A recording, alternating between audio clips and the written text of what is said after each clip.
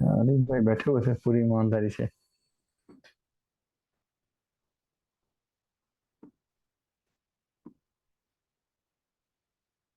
चलो,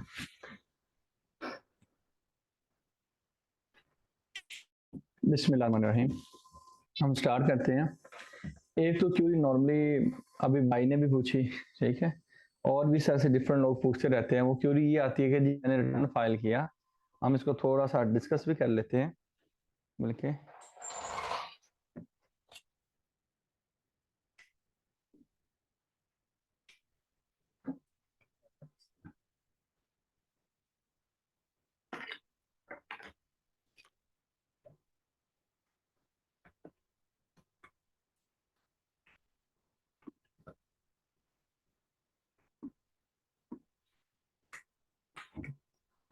अच्छा, हमें एक वो बोला था जी, और चालान जमा कराना है 1,000 रुपए का। बेसिकली मैं आपको थोड़ी चीज बता दूं। एक कंसेप्ट होता है एटीएल का। एटीएल एटीएल क्या है? Active tax payer list. Active tax payer list. ये मेरा ख्याल है मैंने कंसेप्ट पहले नहीं दिया हुआ। नहीं दिया हुआ ना? कि दिया हुआ है? अच्छा, शाबाश। अब मुझे ये बताओ कि एक वक्त में एक एटीएल मार्केट में हो सकता है, ठीक है? ऐसा नहीं है, मतलब मिसाल के तौर पे आप कहो कि एक टाइम पे आप, मैं इस्लामाबाद में बैठा हूं, अपनी प्रेजेंस की बात कर रहा हूँ कि मैं लाहौर में बैठा हूँ, कराची में बैठा हूँ। ऑनलाइन में तो बैठे हो सकते हो, फिजिकली नहीं हो सकते, ठीक है? फिजिकली। हाँ हाँ, बिल्कुल सही नहीं आ रही। कुछ भी नजर आ रहा है? हाँ, अच्छा वो लिख रहा हूँ ना ये। उनको कहो कि ये वाली जो रिकॉर्डिंग है ना, ये अलग से रिकॉर्डिंग भी कर लेते। अच्छा, और निकाल दिया। उनको को थोड़ी देर में कर देता हूँ, बल्कि दूसरी तरफ कर देते हैं यार।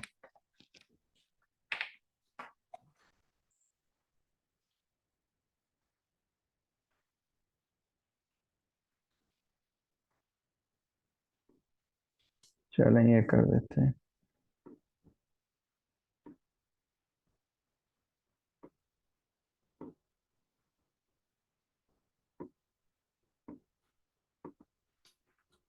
चौबीस मार्च। जो हम एटीएल की बात कर रहे हैं ना, एटीएल एक साल में एक्टिव टैक्स पे लिस्ट एक साल की हो सकती है, 2 सालों की नहीं हो सकती। तो हम उस साल में अपना नाम डलवा लेंगे, ठीक है? अगर मार्च नहीं आया, अगर 1 मार्च नहीं आया, हम पहले देखते हैं कैलेंडर ईयर के, हम किस कैलेंडर ईयर में खड़े हुए हैं। कैलेंडर ईयर वो होता है जो आपका जनवरी से दिसंबर तक का होता है। अच्छा, वैसे टैक्स ईयर हमारा रिटर्न नॉर्मल वैसे ही फाइल होती है जुलाई से जून और ऑल दैट, ठीक है? 3 महीने का आगे टाइम होता है। जिस साल में हम खड़े होंगे ना, अभी कैलेंडर ईयर कौन सा चल रहा है? 2024। और इसका मार्च आ चुका है, तो इसका मतलब है कि उससे जो पिछला साल उसका एटीएल आ चुका है। और मार्च नहीं आया तो पिछले साल का एटीएल नहीं आया, बल्कि उससे पिछले साल का एटीएल। यानी किसी बंदे को सिर्फ एक्टिव करने की बात हम करें, अगर आज क्या डेट है जी, 24 मार्च, तो 1 मार्च को एटीएल कौन सा रिलीज हुआ है? 2023 का। कोई मुझे कहे कि सर मुझे एक्टिव कर दें, तो मुझे एक तो उसका 2023 का रिटर्न भरना है, नंबर 1। और नंबर 2 पे 1,000 का 2023 का चालान बनाना है, ठीक है? अब वो चालान बनाना हम देख लेते हैं। फिर 2022 का रिवाइज नहीं ना किया, मार्च नहीं आया, क्योंकि 1 मार्च पे एटीएल रिलीज होता है हर साल। जब 1 मार्च को रिलीज होता है ना, वो उससे पिछले साल का होता है। अगर फर्ज करें मैं जनवरी में खड़ा होता, तो फिर 22 का होता। 23 मतलब अभी 24 में खड़े होके कौन सी रिटर्न भर रहा होता? 22 की। सर अगर मैंने एक्टिव करना है एक बंदे को, तो मैं 2 साल की रिटर्न लाजमी भरता हूँ। किसी ने कहा लाजमी है? लेटेस्ट रिटर्न करें और लेटेस्ट 23 की डाल दें। भाईजान मुझे 23 भी मैं नहीं कहूंगा, मैं कहूंगा मुझे देखना कि एटीएल कौन सा है। फर्ज करते हैं अगर मैं खड़ा होता है, एग्जाम्पल लेते हैं, ये 3-4 सिनेरियो बनाते हैं। बेसिकली आप लोग रिकॉल नहीं करते, अनफॉर्चुनेटली उसमें आपका फिर कसूर है, मेरा कसूर नहीं है। 15 जनवरी 2023, ठीक है? 28 फेब 2023, ठीक है? 15 अप्रैल 2023, 31 जुलाई 2023, ठीक है। 30 सितंबर 2023, 31 दिसंबर 2023। ये मैं डिफरेंट सिनेरियोज बनाए, ठीक है। इन सिनेरियोज की अगर मैं बात करूं तो आप लोग देखिए कि जो डिफरेंट सिनेरियोज हमारे सामने हैं, ठीक है। तो इसके ऊपर सर कौन कौन सी सिचुएशन आपको फेस करना है कि मैंने आपसे पूछना है कि वजन किस केस में कौन सा वो फाइल किया जाएगा, ठीक है। अभी आप मुझे बताएंगे। अच्छा, ये हमारा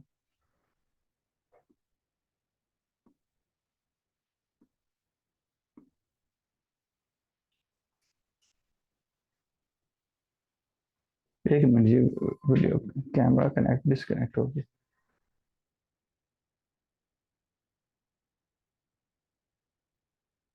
अरे वही कर दिया।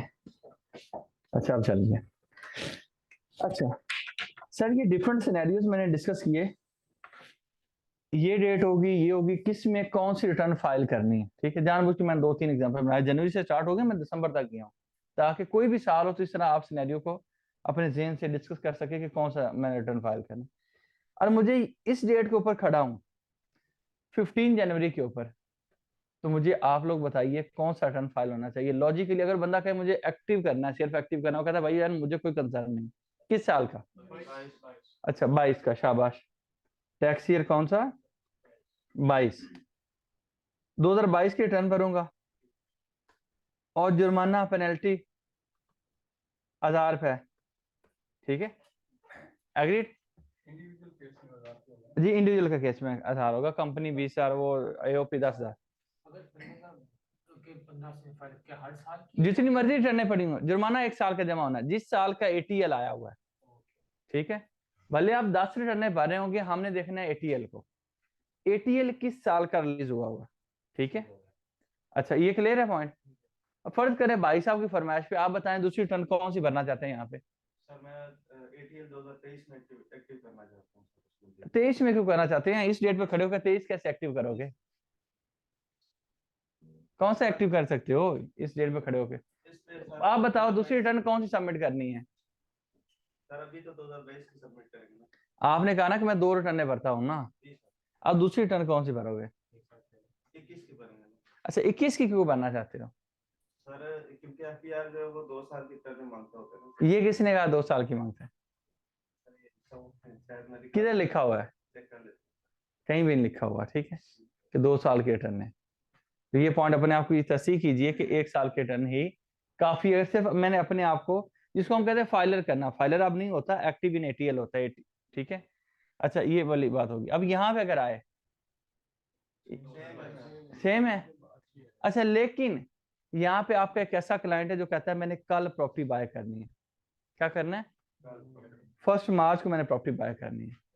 28 फेब पे वो आपके पास आता है, शाम का कुछ 4 बजे का टाइम है। अब उसकी कौन सी रिटर्न फाइल करोगे और कौन क्या होगी? सर 22 की ही करेंगे और सरचार्ज पे करेंगे। सरचार्ज जो है वो रियल टाइम में अपडेट हो जाता है। Real time update. मेरा सवाल दोबारा समझ लें। उसने कहा है कि मैं सर कल जाऊंगा, कल प्रॉपर्टी बाय करूंगा, आज 28 फेब के ऊपर खड़ा हुआ है और वो कहता है कि मैंने जाके कल ट्रांजेक्शन करनी है और वो आ गया कि मेरी रिटर्न भर दें।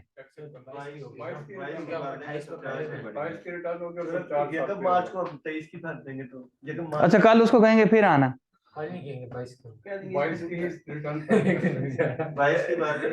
वसीम साहब आप भी धोखा खा गए। अगर 28 फेब को खड़े हुए हैं तो 1 मार्च के ऊपर कौन सा एटीएल पब्लिश हो जाएगा?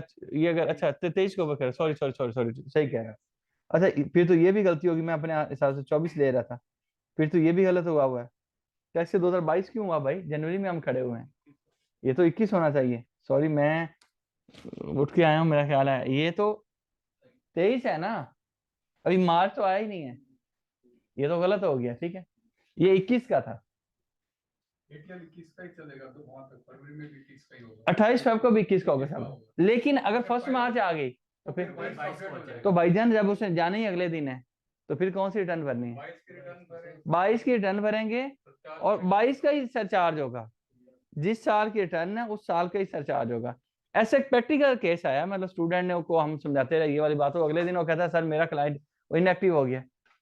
वजह क्या थी कि जब अगले दिन आएगा उसने बस वही देखा कि भाई लॉजिकल, उसने नहीं सोचा। हालांकि या तो एक दिन डिले कर लेता या रिटर्न भर के देता, अगले दिन मैं चालान जमा करवा देता। अब इस दफा तो उन्होंने 10 दिन पहले ही सरचार्ज का फॉर्म भी पब्लिश कर दिया। अच्छा, आप कहें सरचार्ज का फॉर्म पब्लिश होने से क्या मुराद है?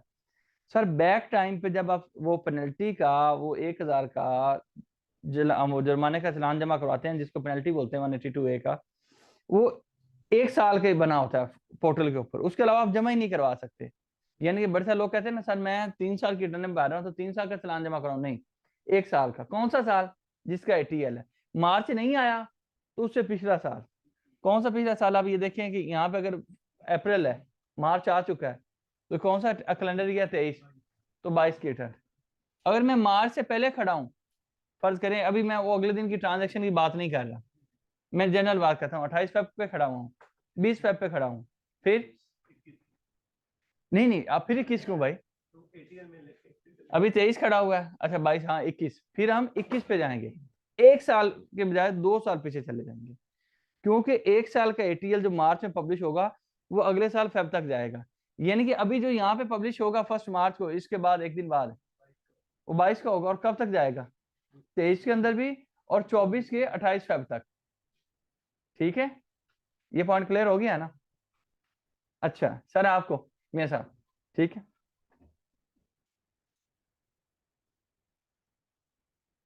तेईस की करेगा 1000 विद पेनल्टी। उसामा भाई ने 23 की रिटर्न बना दी है, हालांकि 23 का जो ATL है वो कब जाके होना? 24 में होना। नहीं, हो सकता है ये भी मेरी तरह नींद में हो, इसको 24 समझ लिया हो इन्होंने। अच्छा, अब सर यहाँ पे आ जाए 15 अप्रैल को, यहाँ पे 28 अप्रैल को हमने कहा कल की ट्रांजेक्शन की बात ना करे, वो तो जानबूझ के मैंने एक पॉइंट रेज किया। यहाँ भी 21 की रिटर्न ही फाइल होनी है और 21 का ही जुर्माना जमा होना है। ठीक है, यहाँ पे आ जाए 15 अप्रैल को। अब सर अब 22 की रिटर्न सबमिट होगी, और अब पेनल्टी 1000 है, अब पेनल्टी तो सेम ही रहनी है। ठीक है, अच्छा यहाँ पे आ जाए 31 जुलाई को, यहाँ पे थोड़ा जानबूझ के मैंने ट्विस्ट पैदा किया। 31 जुलाई को अब वो बंदा आ गया कि मेरी रिटर्न सर सबमिट करें, किस साल की रिटर्न फाइल करूंगा, वो एक्टिव होना चाहता है तो शाबाश, 22 की करेंगे, कोई परेशानी वाली बात नहीं है। एक और 1000 रुपया जुर्माना जमा करवाएंगे, लेकिन यहाँ पे उसको एक चीज बता देंगे, कानूनी तौर पे जो टैक्स ईयर आपका ये 23 है वो 30 जून पे खत्म हो गया। अब ड्यू डेट स्टार्ट होगी किसकी? टैक्स ईयर 23 की।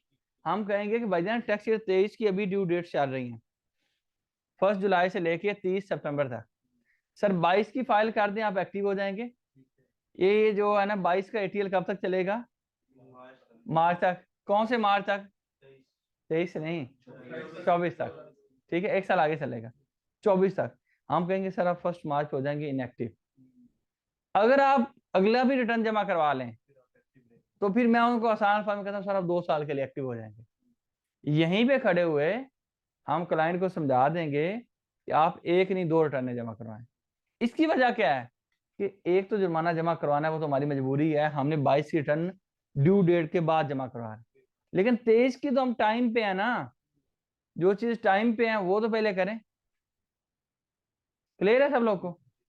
क्योंकि फिर 2 रिटर्न का जमा करवा देंगे। अच्छा, अगर 30 सितंबर की बात करूं तो फिर 2 रिटर्न ही जमा करवाएंगे चलो। हाँ जी ठीक है। अच्छा 2 रिटर्न नहीं होगी 31 दिसंबर पे, सोच लो दोबारा से, आप 1 करवाएं 2 करवाएं। अच्छा यहाँ पे 2 मैं क्यों करवा रहा था? मैं आप लोग का 1000 रुपया बचा रहा था बस। रिटर्न 2 यहाँ भी जमा करवाई जा सकती, कहीं भी जमा करवाई जा सकती, लेकिन यहाँ पे क्योंकि ड्यू डेट चल रही थी तो मैंने कहा 2 रिटर्न जमा करवा दूं ताकि 1000 रुपया ना देना पड़े। क्योंकि ATL मैंने जब कंसेप्ट दिया था मैंने कहा था कि 1 साल का अगले साल में पब्लिश होता है, उस बंदे का नाम आएगा जो टाइम पे रिटर्न सबमिट करेगा 118 के मुताबिक जो ड्यू डेट्स हैं, या फिर सेक्शन 214A के अकॉर्डिंग जो एक्सटेंशन हुई है। और फर्ज करें कि हम मिसाल के तौर पे कि एक्सटेंशन खुद ले लें तो फिर एक्सटेंडेड टाइम पीरियड, या फिर FBR ने एक्सटेंड कर दिया तो एक्सटेंडेड टाइम पीरियड के अंदर अंदर हमने करनी है, खुद से ली हुई एक्सटेंशन या FBR की दी हुई एक्सटेंशन। FBR जनरल पब्लिक को सबको इकट्ठी देता है सेक्शन 214A के मुताबिक, हम लेते हैं तो हम 119 की एप्लीकेशन डालते हैं एक्सटेंशन की। ठीक है सर, क्लियर हो गया? अच्छा जी, पेनल्टी के हवाले से आप पेनल्टी के चलान बनाते हैं ना? अच्छा, मेरा ये है कि आप जितने मर्जी साल की बेशक फाइलिंग करें, हम्म। लेकिन जो सा आपका टैक्स ईयर चालू तो खाली आपने पेनल्टी सर टैक्स ईयर नहीं सर, जिस साल का एटीएल चल रहा हो। चल रहा होता है, हाँ जी, तो आपने खाली पेनल्टी उसी साल की बस, बाकी बाकी नहीं। So ठीक। APR and tax year are not the same. नहीं, डिफरेंट होती है। And sir, penalty देनी तो होती sir I said the ATL for 1 year is publish in the next year, ठीक है? वो तो समझ आ गई है। लेकिन sir, the penalty का मतलब है कि that you've done something. You are supposed to pay penalty if you don't file your return within due dates. Okay. Okay. Okay. So the one that we're saving 1,000 rupees. Then you have to see it here. You are filing the return for tax year 2021. Yeah. What were the due dates for tax year 2021? Tax year 2021. जी 30 सितंबर 2000, हाँ जी 2021, नहीं 22 नहीं 21, ठीक है 2022 में। हाँ जी 21 में 1 जुलाई से लेके 1 जुलाई 21 से लेके 30 जून और 30 सितंबर 2021 हमारी डेट थी, वो जो 3 महीने थे हमारे पास। उसके दौरान वो 31-30 सितंबर लाजमी नहीं होता, उस तक रिटर्न सबमिट करनी होती, वो गुजर चुका है। हम कितना आगे पहुंच चुके हैं, यानी कि वो डेट तो गुजार चुके हैं, भले एक्सटेंशन भी गवर्नमेंट ने 5 माह की दी होती, फिर भी हम 23 के ऊपर खड़े हुए हैं भाई। पेनल्टी जमा कराने का मतलब ये है कि हमने ड्यू डेट्स को फॉलो नहीं किया हुआ, there is no other reason. यहाँ पे आ जाए 21 की, यहाँ 22 की आ जाते हैं। 22 की ड्यू डेट्स क्या थी? 30 सितंबर थी ना, इस बार एक्सटेंशन के बाद 31 अक्टूबर थी यार, एक्सटेंशन को मैं मान लेता हूँ, अक्टूबर गुजर चुका है 2022 का, अप्रैल पे खड़े हो, बात खत्म फिर, ठीक है clear? But in this case, जहाँ पे 31st July, हाँ हाँ, that one we're still within the time frame. इसलिए we're not paying that 1,000 rupee penalty. I were paying here, why I were not paying? आप बताएं, you said you understand, you learned the concept of due dates, ठीक है? Then do let me know what were the due dates for the tax year 2022? 2022, 1st July to 30th September. Also prescribe the tax year, the calendar year. The calendar year, that will be 2023. 2022 2022. और दो है तो जरी बात है, 2022 है तो 22 की return 22 में होगी ना, 23 में थोड़ी होगी। तो we are late, we are on time for the tax year 2023. We are not paying for 2023 because its ATL is not published yet. इसका ATL तो अगले साल पब्लिश होने जा रहा है, ठीक है ओके। अच्छा, यहाँ पे अब जो क्वेश्चन आता है जी, आप बताएं कि चलान के लिए सर ये आपकी वेबसाइट है e.fbr.gov.pk, ठीक है? और इसकी मैं बात करूं e.fbr की, ये आप लोगों को नजर आ भी रहा होगा, ठीक है? इसके ऊपर सर जब जाते हैं ई पेमेंट्स, ठीक है? ये छोटी चीजें हैं, वसीम भाई बोर हो रहे हैं, लेकिन आप करनी पड़नी है इनके लिए। किसमें? एटीएल वाले। क्यों, वाई? एटीएल हम जो रिटर्न कर रहे हैं ना, उसमें अगर हम सरचार्ज पे कर रहे हैं, रियल टाइम पे आप एक्टिव हो रहे हैं। यहाँ हम कह रहे हैं कि नहीं नहीं नहीं नहीं नहीं नहीं नहीं नहीं नहीं सर मैं आपको बता देता हूँ। एटीएल बहुत अच्छा अपने पॉइंट रेज किया कि अगर मैं अभी जुर्माना जमा करवाऊंगा तो मेरा जो नाम कब आएगा मैं बता देता हूँ, सर मैं बता देता हूँ आपकी बात वजह है। नहीं मैं बता देता हूँ। इन्होंने कहा कि सर अगर आज 15 अप्रैल को मैं रिटर्न सबमिट करूं, 2022 का एटीएल का जुर्माना जमा कराऊं, कितने का? 1000 रुपए। मैं तो नाम आज सर एटीएल में आ जाता है, आप कह रहे हैं साल बाद पब्लिश होता है। मैं कहूंगा भाई ऐसा नहीं है, वो क्यों हो रहा है उसकी भी रीजन बताता हूँ। जो हम 1 साल बात कर रहे हैं वो किसकी बात कर रहे हैं? हम लीगली बात कर रहे हैं, फर्ज करें रिटर्न फाइलिंग की बात करूं,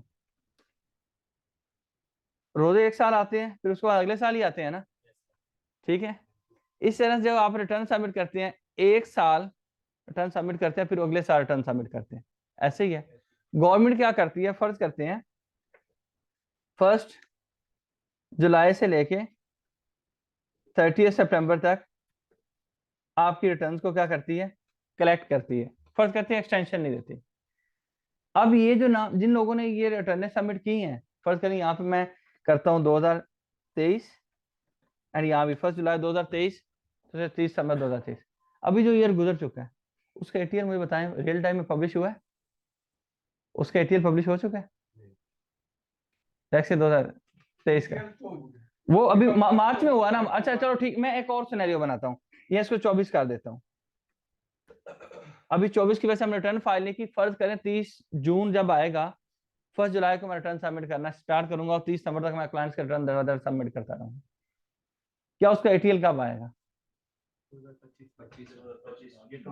साल का टाइम है कि नहीं है? जब एटीएल एक दफा रिलीज हो जाएगा उसके बाद मैं जुर्माने से फौरी नाम डलवा लेता हूं, लेकिन लॉजिकली प्रिंसिपली और वो जो भी आप कह लें टेक्निकली इसका एटीएल जानबूझ के 1 साल का अगले साल में ही आएगा। यानी जो लिस्ट पब्लिश करता है एफपीआर वो एक ही होगी? हाँ जी, इंटरमली आप किसी भी वक्त एक्टिवेट नहीं वो उस वक्त डलवाएंगे जब ये पब्लिश हो चुका होगा। यानी कि ये कौन सा टैक्स चल रहा है, ये खत्म कहाँ पे हो चुका है 30 जून के ऊपर, ये तो मेरी फाइलिंग डेट्स हैं, ये मेरी क्या है, लेकिन मेरा नाम एटीएल इस साल का एटीएल अभी नहीं आया, ये उससे अगले साल में आएगा। साल वो लिया कि नहीं लिया? अब वसीम साहब बताएं, जब वो पब्लिश हो गया उसके बाद मैं जुर्माना जमा कराऊं फौरी नाम डलवा लूं? एटीएल एक्टिव होगा उस साल रिटर्न जमा करेंगे फौरन नाम आ जाए। हाँ जी, ठीक है, शाबाश, जिस साल का होगा उसमें फौरी नाम डलवाया जा सकता है। ठीक है, अच्छा एक और चीज बता दो इंटरेस्टिंगली, अब कौन सा चल रहा है एटीएल अभी, मैं कभी भी 22 में नाम नहीं डलवा सकता, मैं 24 वाले एटीएल में नाम नहीं डलवा सकता, मैं सिर्फ उस एटीएल में नाम डलवा सकता हूँ जो पब्लिश हो चुका है। 23 के एटीएल में आ सकता है, मैं 22 की रिटर्न तो जमा करवा सकता हूँ, 21 की रिटर्न तो जमा करवा सकता हूँ, ठीक है, लेकिन ना तो अगली रिटर्न जमा हो सकती है, ना अगले एटीएल में आ सकता है, ना जो एटीएल चल रहा है उससे पिछले एटीएल में नाम आ सकता है। टैक्स से बचने के लिए मैं 23 की रिटर्न जमा करवाता हूं और एक्टिव भी हो जाता हूं तो फिर मुझे कोई इशू नहीं होगा सर, कोई नोटिस नहीं आएगा। टैक्स से बचने, अगर 22 का पड़ रहा है मुझे तो मैं 22 की रिटर्न नहीं जमा करवाता। 22 का टैक्स पड़ा मतलब स्किप करना चाहते हैं। अच्छा नहीं स्किप कर दे, कोई मसला नहीं, बेसिकली कोई मसला नहीं है। आप याद रखें कि हमारा अक्सर मकसद होता है कि नाम एटीएल में डलवाना, तो लोग कहते हैं ना एक्टिव कर दो एक्टिव कर दो, उनका नाम हम उठा के उस साल की रिटर्न सबमिट करते हैं जिस साल का एटीएल होता है। अच्छा नहीं नहीं, जब एक दफा आप रजिस्टर्ड हो गए, ये तो याद रखना है कि 114 1 20 7 ठीक है कि आपने हर साल रिटर्न सबमिट करना होता है। अगर आप वैसे फर्स्ट टाइम रजिस्टर्ड हो रहे हैं तो मैंने कहा था कि कोई आप अवॉइड कर सकते हो, लेकिन फिर भी आपको नोटिस आ जाता है 104 का। अगर ये है कि आप कहते हैं 21 की रिटर्न भरूं, 22 की ना भरूं, 23 की भरूं, 24 की ना भरूं, तो ऐसे गैप आप दरमियान में डाल सकते हैं। फर्स्ट टाइम बारे फिर आपकी मर्जी है, आप लेटेस्ट जिस जो एटीएल वही भर दो, ठीक है। लेकिन सर वो अब विद होल्डिंग की बेस पे उन्होंने नोटिस भेजा होता है, मतलब मालूमात पे हाँ नहीं मतलब उसके बगैर भी सिस्टम को उन्होंने एक फीड कर दिया ऐसा, जो बंदा रिटर्न सबमिट करेगा उसको पीछे 3 4 5 नोटिस भेज, सिंपल, ठीक है सर। अच्छा अभी मैं दिखाता हूं आपको, सेम टाइम पे 1 एटीएल होगा, जब भी एटीएल में आना हो 1000 रुपए जमा, जी जी जी जी जब भी आना हो, हाँ जी वो नहीं अब हम लेट ही होंगे, जब की बात करेंगे ना, जब की तो कोई ना कोई एटीएल पब्लिश होगा, जिस भी डेट पे जाओ आपका एटीएल पब्लिश हो गया होगा। अदरवाइज मैंने जब भी सुना दिया कि ये भी तो हो सकता है, मैं फर्ज करें मैं एक टाइम ऐसा है कि रिटर्न आज जमा करवाना चाहता हूँ और अभी 1 जुलाई आने वाला है आगे, मैं जुलाई को रिटर्न जमा करवा दूं 15 को 11 को 17 को 30 सितंबर के दौरान लेकिन मेरा नाम एटीएल में आएगा ही नहीं, कब, जब तक वो एटीएल पब्लिश होगा ही नहीं, ठीक है। अच्छा सर ई पेमेंट इनकम टैक्स, ठीक है, अब तो वसीम साहब एग्री कर गए, पक्की बात है ना। यहाँ पे सबसे पहले अभी कौन सा एटीएल पब्लिश हो चुका है, अच्छा सामने हमें नहीं भी समझ आती, फर्ज करें नहीं समझ आई, 22 है 23 है 24 है, तो यहाँ पे भी कोई सा भी लिख दिया आप, 23 लिख दें 24 लिख दें, जो आपको समझ आए ना। फर्ज करें मैंने 24 लिख दिया गलती से, मुझे नहीं अकल ही नहीं है, ठीक है, इतना समझाने के बावजूद नहीं समझ आ रहा, ठीक है 24 लिख दिया मैंने जानबूझ के। यहाँ पे मैंने अपना CNAC लिखा, फर्ज करते हैं, ठीक है, मैंने अपना CNAC मेंशन किया जी, अपना लिख लिया, नाम भी आ गया। अच्छा ये जो tax payer with holding agent partner में ये चीज लिख दी, ठीक है। अच्छा उसके बाद सर मैं गया टैक्स पेमेंट नेचर के ऊपर, ठीक है, नेचर पे गया तो हमने लिखना है मिसलेनियस MISC, ठीक है, मियाँ साहब लिख रहे हैं, ठीक है। ये वीडियो भी मिल जाएगी, मैं तो कहता हूँ समझ लें ये, फिर बाद में भले यूट्यूब से देख लीजिएगा, ठीक है। ये आप लोग के लिए हमने बनानी है। मिसलिनियस, अच्छा मिसलिनियस पे क्लिक कर दिया, एकदम से उसने चीज़ों को हलाया जलाया, वो कुछ भी नहीं हुआ, सिर्फ मिसलिनियस के ऊपर क्लिक हुआ है। मिसलिनियस के बाद उसको कहता है नेचर के बाद आप क्या करो, सेक्शन बताओ। सेक्शन कौन सा था? 114 182A। हाँ नहीं नहीं, ये सर चार्ज फॉर ATL का 182A, ठीक है। सेलेक्ट किया, अब उसने कह दिया अल्लाह के वली 2023 की रिटर्न का बना, ये 24 का ना बना। यानी कि आप 22 का बनाओगे फिर भी आपको ये समझाएगा 23, 24 का लिखोगे, हाँ वो उसका ये खुद ब खुद हाँ उन्होंने इसको अंदर बैक एंड पे समझा दिया कि जो आए कोई शरीफ आदमी आए, उसको समझ ना आए तो तूने बस बोल के बता देना है। हाँ तो ये बस बोल के बताता है, ठीक है। अब मैं क्या करूंगा यहाँ पे फिर 23 कर लूंगा। हाँ जी, अब उसने वो जो वो बाजा बजा रहा था वो हटा दिया कि हम सही कह रहे हैं, ठीक है। ये कर दिया, बाकी इसने सही से लिख दी। यहाँ पे सिर्फ अमाउंट इन फिगर 1000, ठीक है। फिर इसी 1000 को उठा के पर्टिकुलर ऑफ अमाउंट के अंदर जाके 1000, ठीक है। अच्छा जी, हमें ये पेमेंट नजर नहीं है, अच्छा नहीं शेयर हुआ जी। ये पेमेंट मोड चेंज नहीं हो सकता सर यहाँ से? ये पेमेंट मोड पे क्या करना चाहते हैं? सर ऑनलाइन ट्रांसफर या चेक की सूरत में तो ये नहीं आप BDC उसमें आप बैंक में जमा करवा दें, SID का चेक लगा के। ई पेमेंट पे जाके इनकम टैक्स पे जाके दोबारा से जल्दी से हम यहाँ पे अपना ईयर डिफाइन करते, फर्ज करें मैंने गलती से 24 लिख दिया, हमने CNSE के ऊपर क्लिक किया, ठीक है। CNSE में फर्ज करें मैंने अपना CNSE नंबर लिखा, लिखने के बाद सर उसने मेरा नाम वगैरह आगे खुद लिख दिया, ठीक है। उसके बाद नेचर पे गया, पेमेंट नेचर के अंदर जाके हमने क्या करना है जी, मिसलिनियस किया, ठीक है। मिसलिनियस करने के बाद सर मैंने सेक्शन पे जाना है, सेक्शन पे सर चार्ज फॉर ATL करना है, ठीक है। यहाँ पे उसने कह दिया भाईजान आप 23 लिख रहे हो, 23 नहीं लिखना, और 23 का लिखना है, 24 आप लिख रहे हो। मैंने 24 के बजाय यहाँ पे 23 कर दिया, यानी कि उसने यहाँ पे मुझे खुद बोल के बताया कि आप 23 का बनाएं, 24 का नहीं बनाएं, ठीक है। तो मैंने ऊपर 23 कर दिया, ओके। अब यहाँ पे आया, बाकी सारी इन्फॉर्मेशन को मैं छेड़ नहीं रहा, ना छेड़ना होता है। 1000 अमाउंट के आगे 1000। पहले ये होता था कि जब हम छोटे होते थे तो ये जो मोड आ रहा है तो यहाँ पे मोड पे आ रहा होता था चेक, कैश, ठीक है। अब ADC मेथड ही आता है, आप इसको बैंक में भी जमा करवा सकते हैं, इजी पैसा के जरिए भी जमा करवा सकते हैं, अपने मोबाइल बैंकिंग ऐप के जरिए भी, और इवन चेक इसके साथ अटैच करके फिर भी बैंक में जमा करवाया जा सकता है, ठीक है। इसके साथ आप ईमेल मेंशन करें, क्रिएट के ऊपर क्लिक कर दें, ठीक है। अच्छा उसके बाद अगेन कंफर्म के ऊपर क्लिक कर दें, ठीक है। मैंने अपना ही बना दिया आपकी पुरजोर फरमाइश पे। अच्छा उसके बाद हम प्रिंट के ऊपर क्लिक कर दें, ठीक है। प्रिंट के ऊपर क्लिक किया तो सर ये डाउनलोड हो गया, डाउनलोड हुआ हुआ मैं ये चलान दिखा देता हूँ, ये चलान है आपका, ठीक है। इसमें सर चार्ज फॉर ATL, बल्कि ये उन्होंने उनको शो नहीं हुआ होगा, फिर वो कहेंगे नाराज हो जाएंगे, नहीं हो गया। अच्छा इनकम टैक्स चलान, ठीक है। ये जी RTO साई वाला है, टैक्स ईयर 2023 है, ठीक है।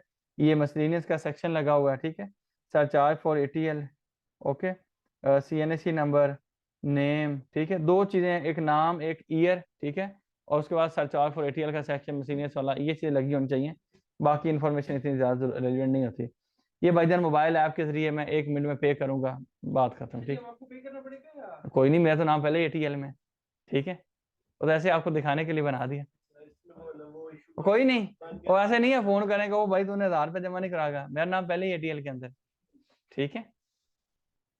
अच्छा जी, ठीक हो गया सर, क्लियर है। क्वेश्चन है कि जो 2 साल के हमने रिटर्न नहीं सबमिट किए हैं तो उनको कंप्लीट डाटा देके उसको करना पड़ेगा, या कि जैसे कि नील की स्टेटमेंट बोल दी जाती है जिस तरह? अच्छा एक चीज तो समझ ले लॉजिकली, वो मियाँ साहब ये है कि मैं फर्ज करे 23 पे टर्न भरता हूँ ना, मैंने कुछ 22 से भी कमाया होगा, कुछ 21 से भी कमाया होगा, कुछ 20 से भी कमाया होगा, कुछ उससे पीछे कमाया होगा।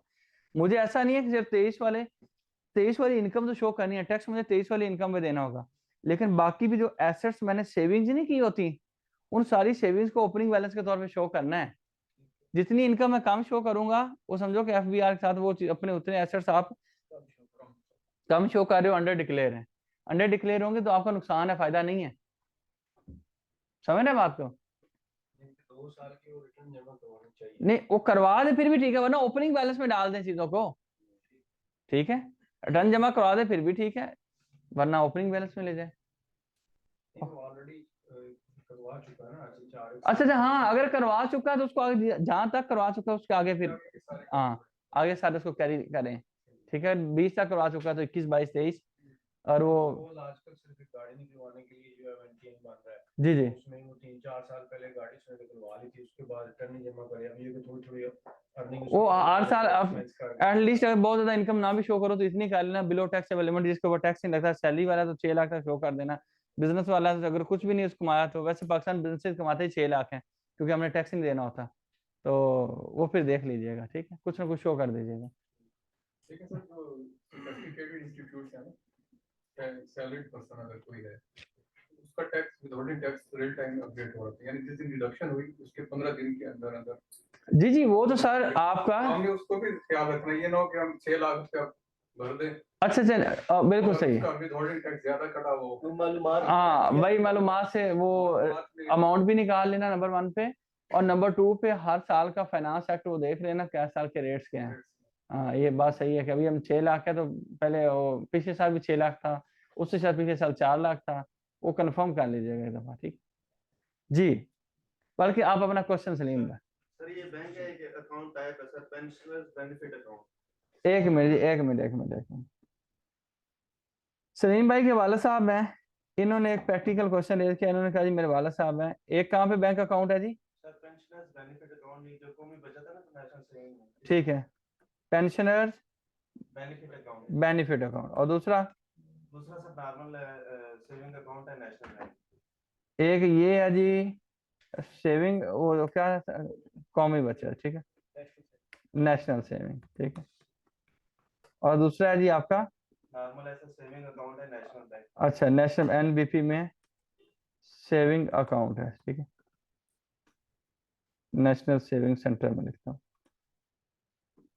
इन्होंने कहा कि सर हमारे 2 अकाउंट है, एक नेशनल सेविंग सेंटर के अंदर अकाउंट है, ठीक है, और उसके अलावा सर हमारा एक नेशनल बैंक के अंदर अकाउंट है। एक अकाउंट का है पेंशनर बेनिफिट अकाउंट जो नेशनल सेविंग सेंटर के अंदर है, दूसरा है सेविंग अकाउंट। अच्छा जी आप बताएं।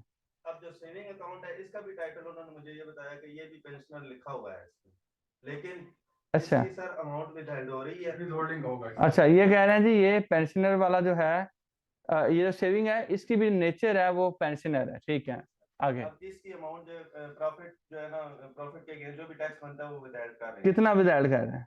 सर 30%। 30% विदाउट कर रहे हैं, ठीक है, ठीक है सर, जबकि ऊपर वाले का कोई विथहोल्डिंग नहीं है। कोई विदहोल्डिंग नहीं, नो विदहोल्डिंग।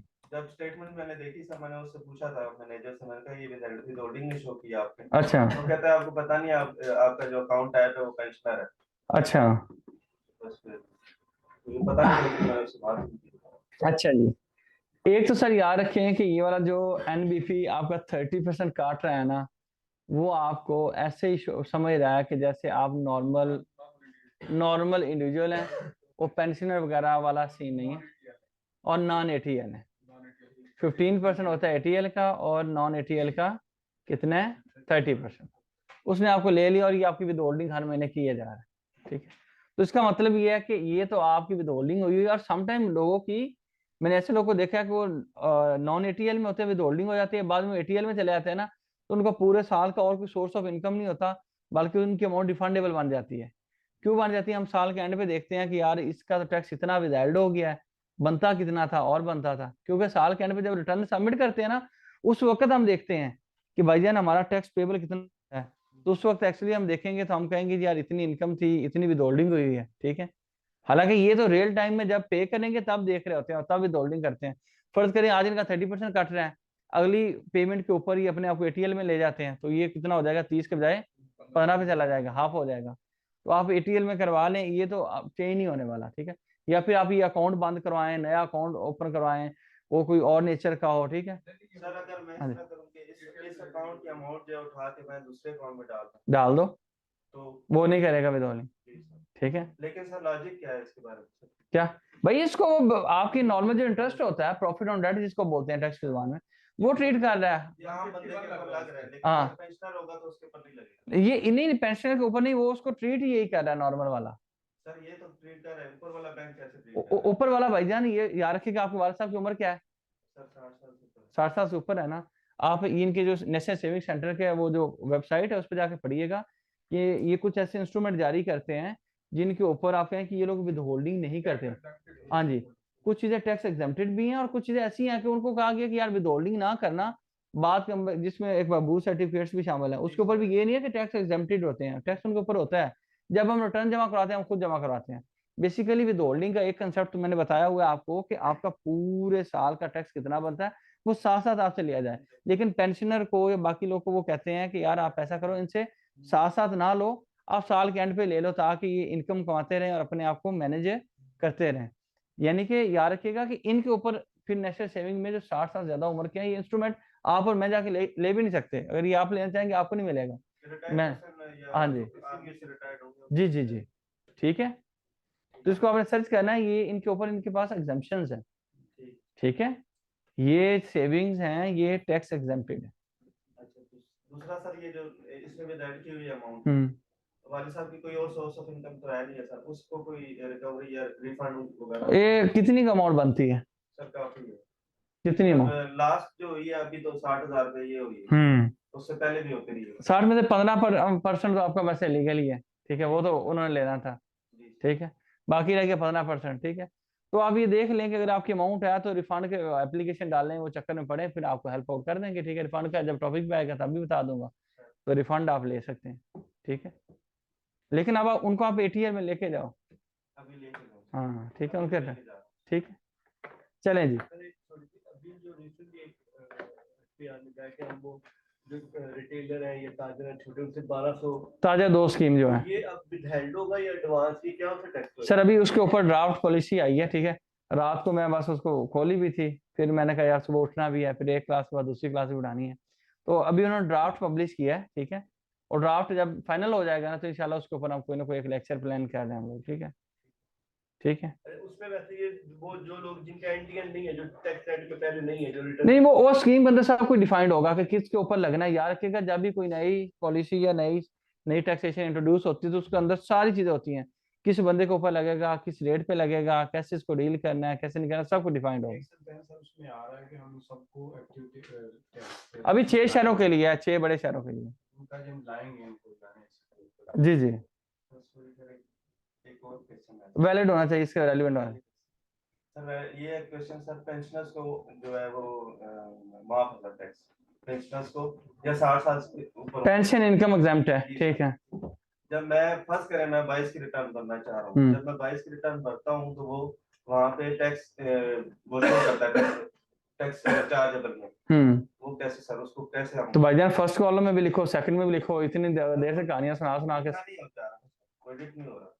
तो रिटर्न सबमिट होगी, कहाँ एडिट होगी? सर अभी सबमिट कर रहा हूँ, 22 की रिटर्न बना रहा हूँ, जब मैं कैलकुलेट का बटन दबाता हूँ तो टैक्स मुझे और भाई टैक्स नहीं, आप ऊपर इनकम को बताना है। 3 कॉलम होते हैं ना, फर्स्ट टोटल रिसीट्स का, अगला एग्जेम्प्ट का, अगला आपका टैक्सेबल का। आपने फर्स्ट कॉलम में सेकंड कॉलम में दोनों में फिगर लिखनी है। तो सेकंड में नहीं लिखी जा रही, ऐसा कैसे हो सकता है लिखी जा रही? और लिखी गई तो फिर जुर्माना पहले बताओ। दोबारा चेक करके फिर नहीं, अगर अभी लिखा गया फिर दोबारा चेक करना है। आप वो पहले टॉप वाले कॉलम को एडिट कर रहे होंगे, उससे नीचे वाले को एडिट करना आता है, उसको रिटर्न को डिलीट करके रीओपन कर लें। कौन सा मसला है, घर की बात है, ओपन कर लो दोबारा, कंफर्म हो जाएगा यार, ऐसा हो नहीं सकता। ठीक है, अच्छा जी भाई साहब ने कुछ रिटर्नें अपनी इकट्ठी की हुई हैं, कहते हैं जी, मैंने कहा चलो कर लेते हैं। अब बताएं जी, मसला बताएं। अच्छा पहली रिटर्न के ऊपर, अच्छा पहले तो एक बात याद रखें कि फर्स्ट रिटर्न के अगर ऊपर हम आ जाएं, ठीक है, फर्स्ट रिटर्न का टॉपिक कर लें। ठीक है,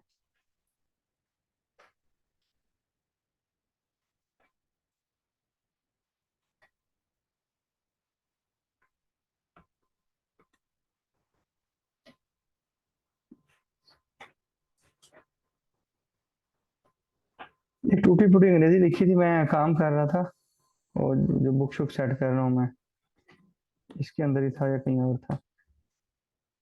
अच्छा जी, चलिए यहाँ पे मैंने कोई एक टूटी फूटी अंग्रेजी लिखी है, इसको हम डिस्कस करते हैं फर्स्ट रिटर्न के ऊपर।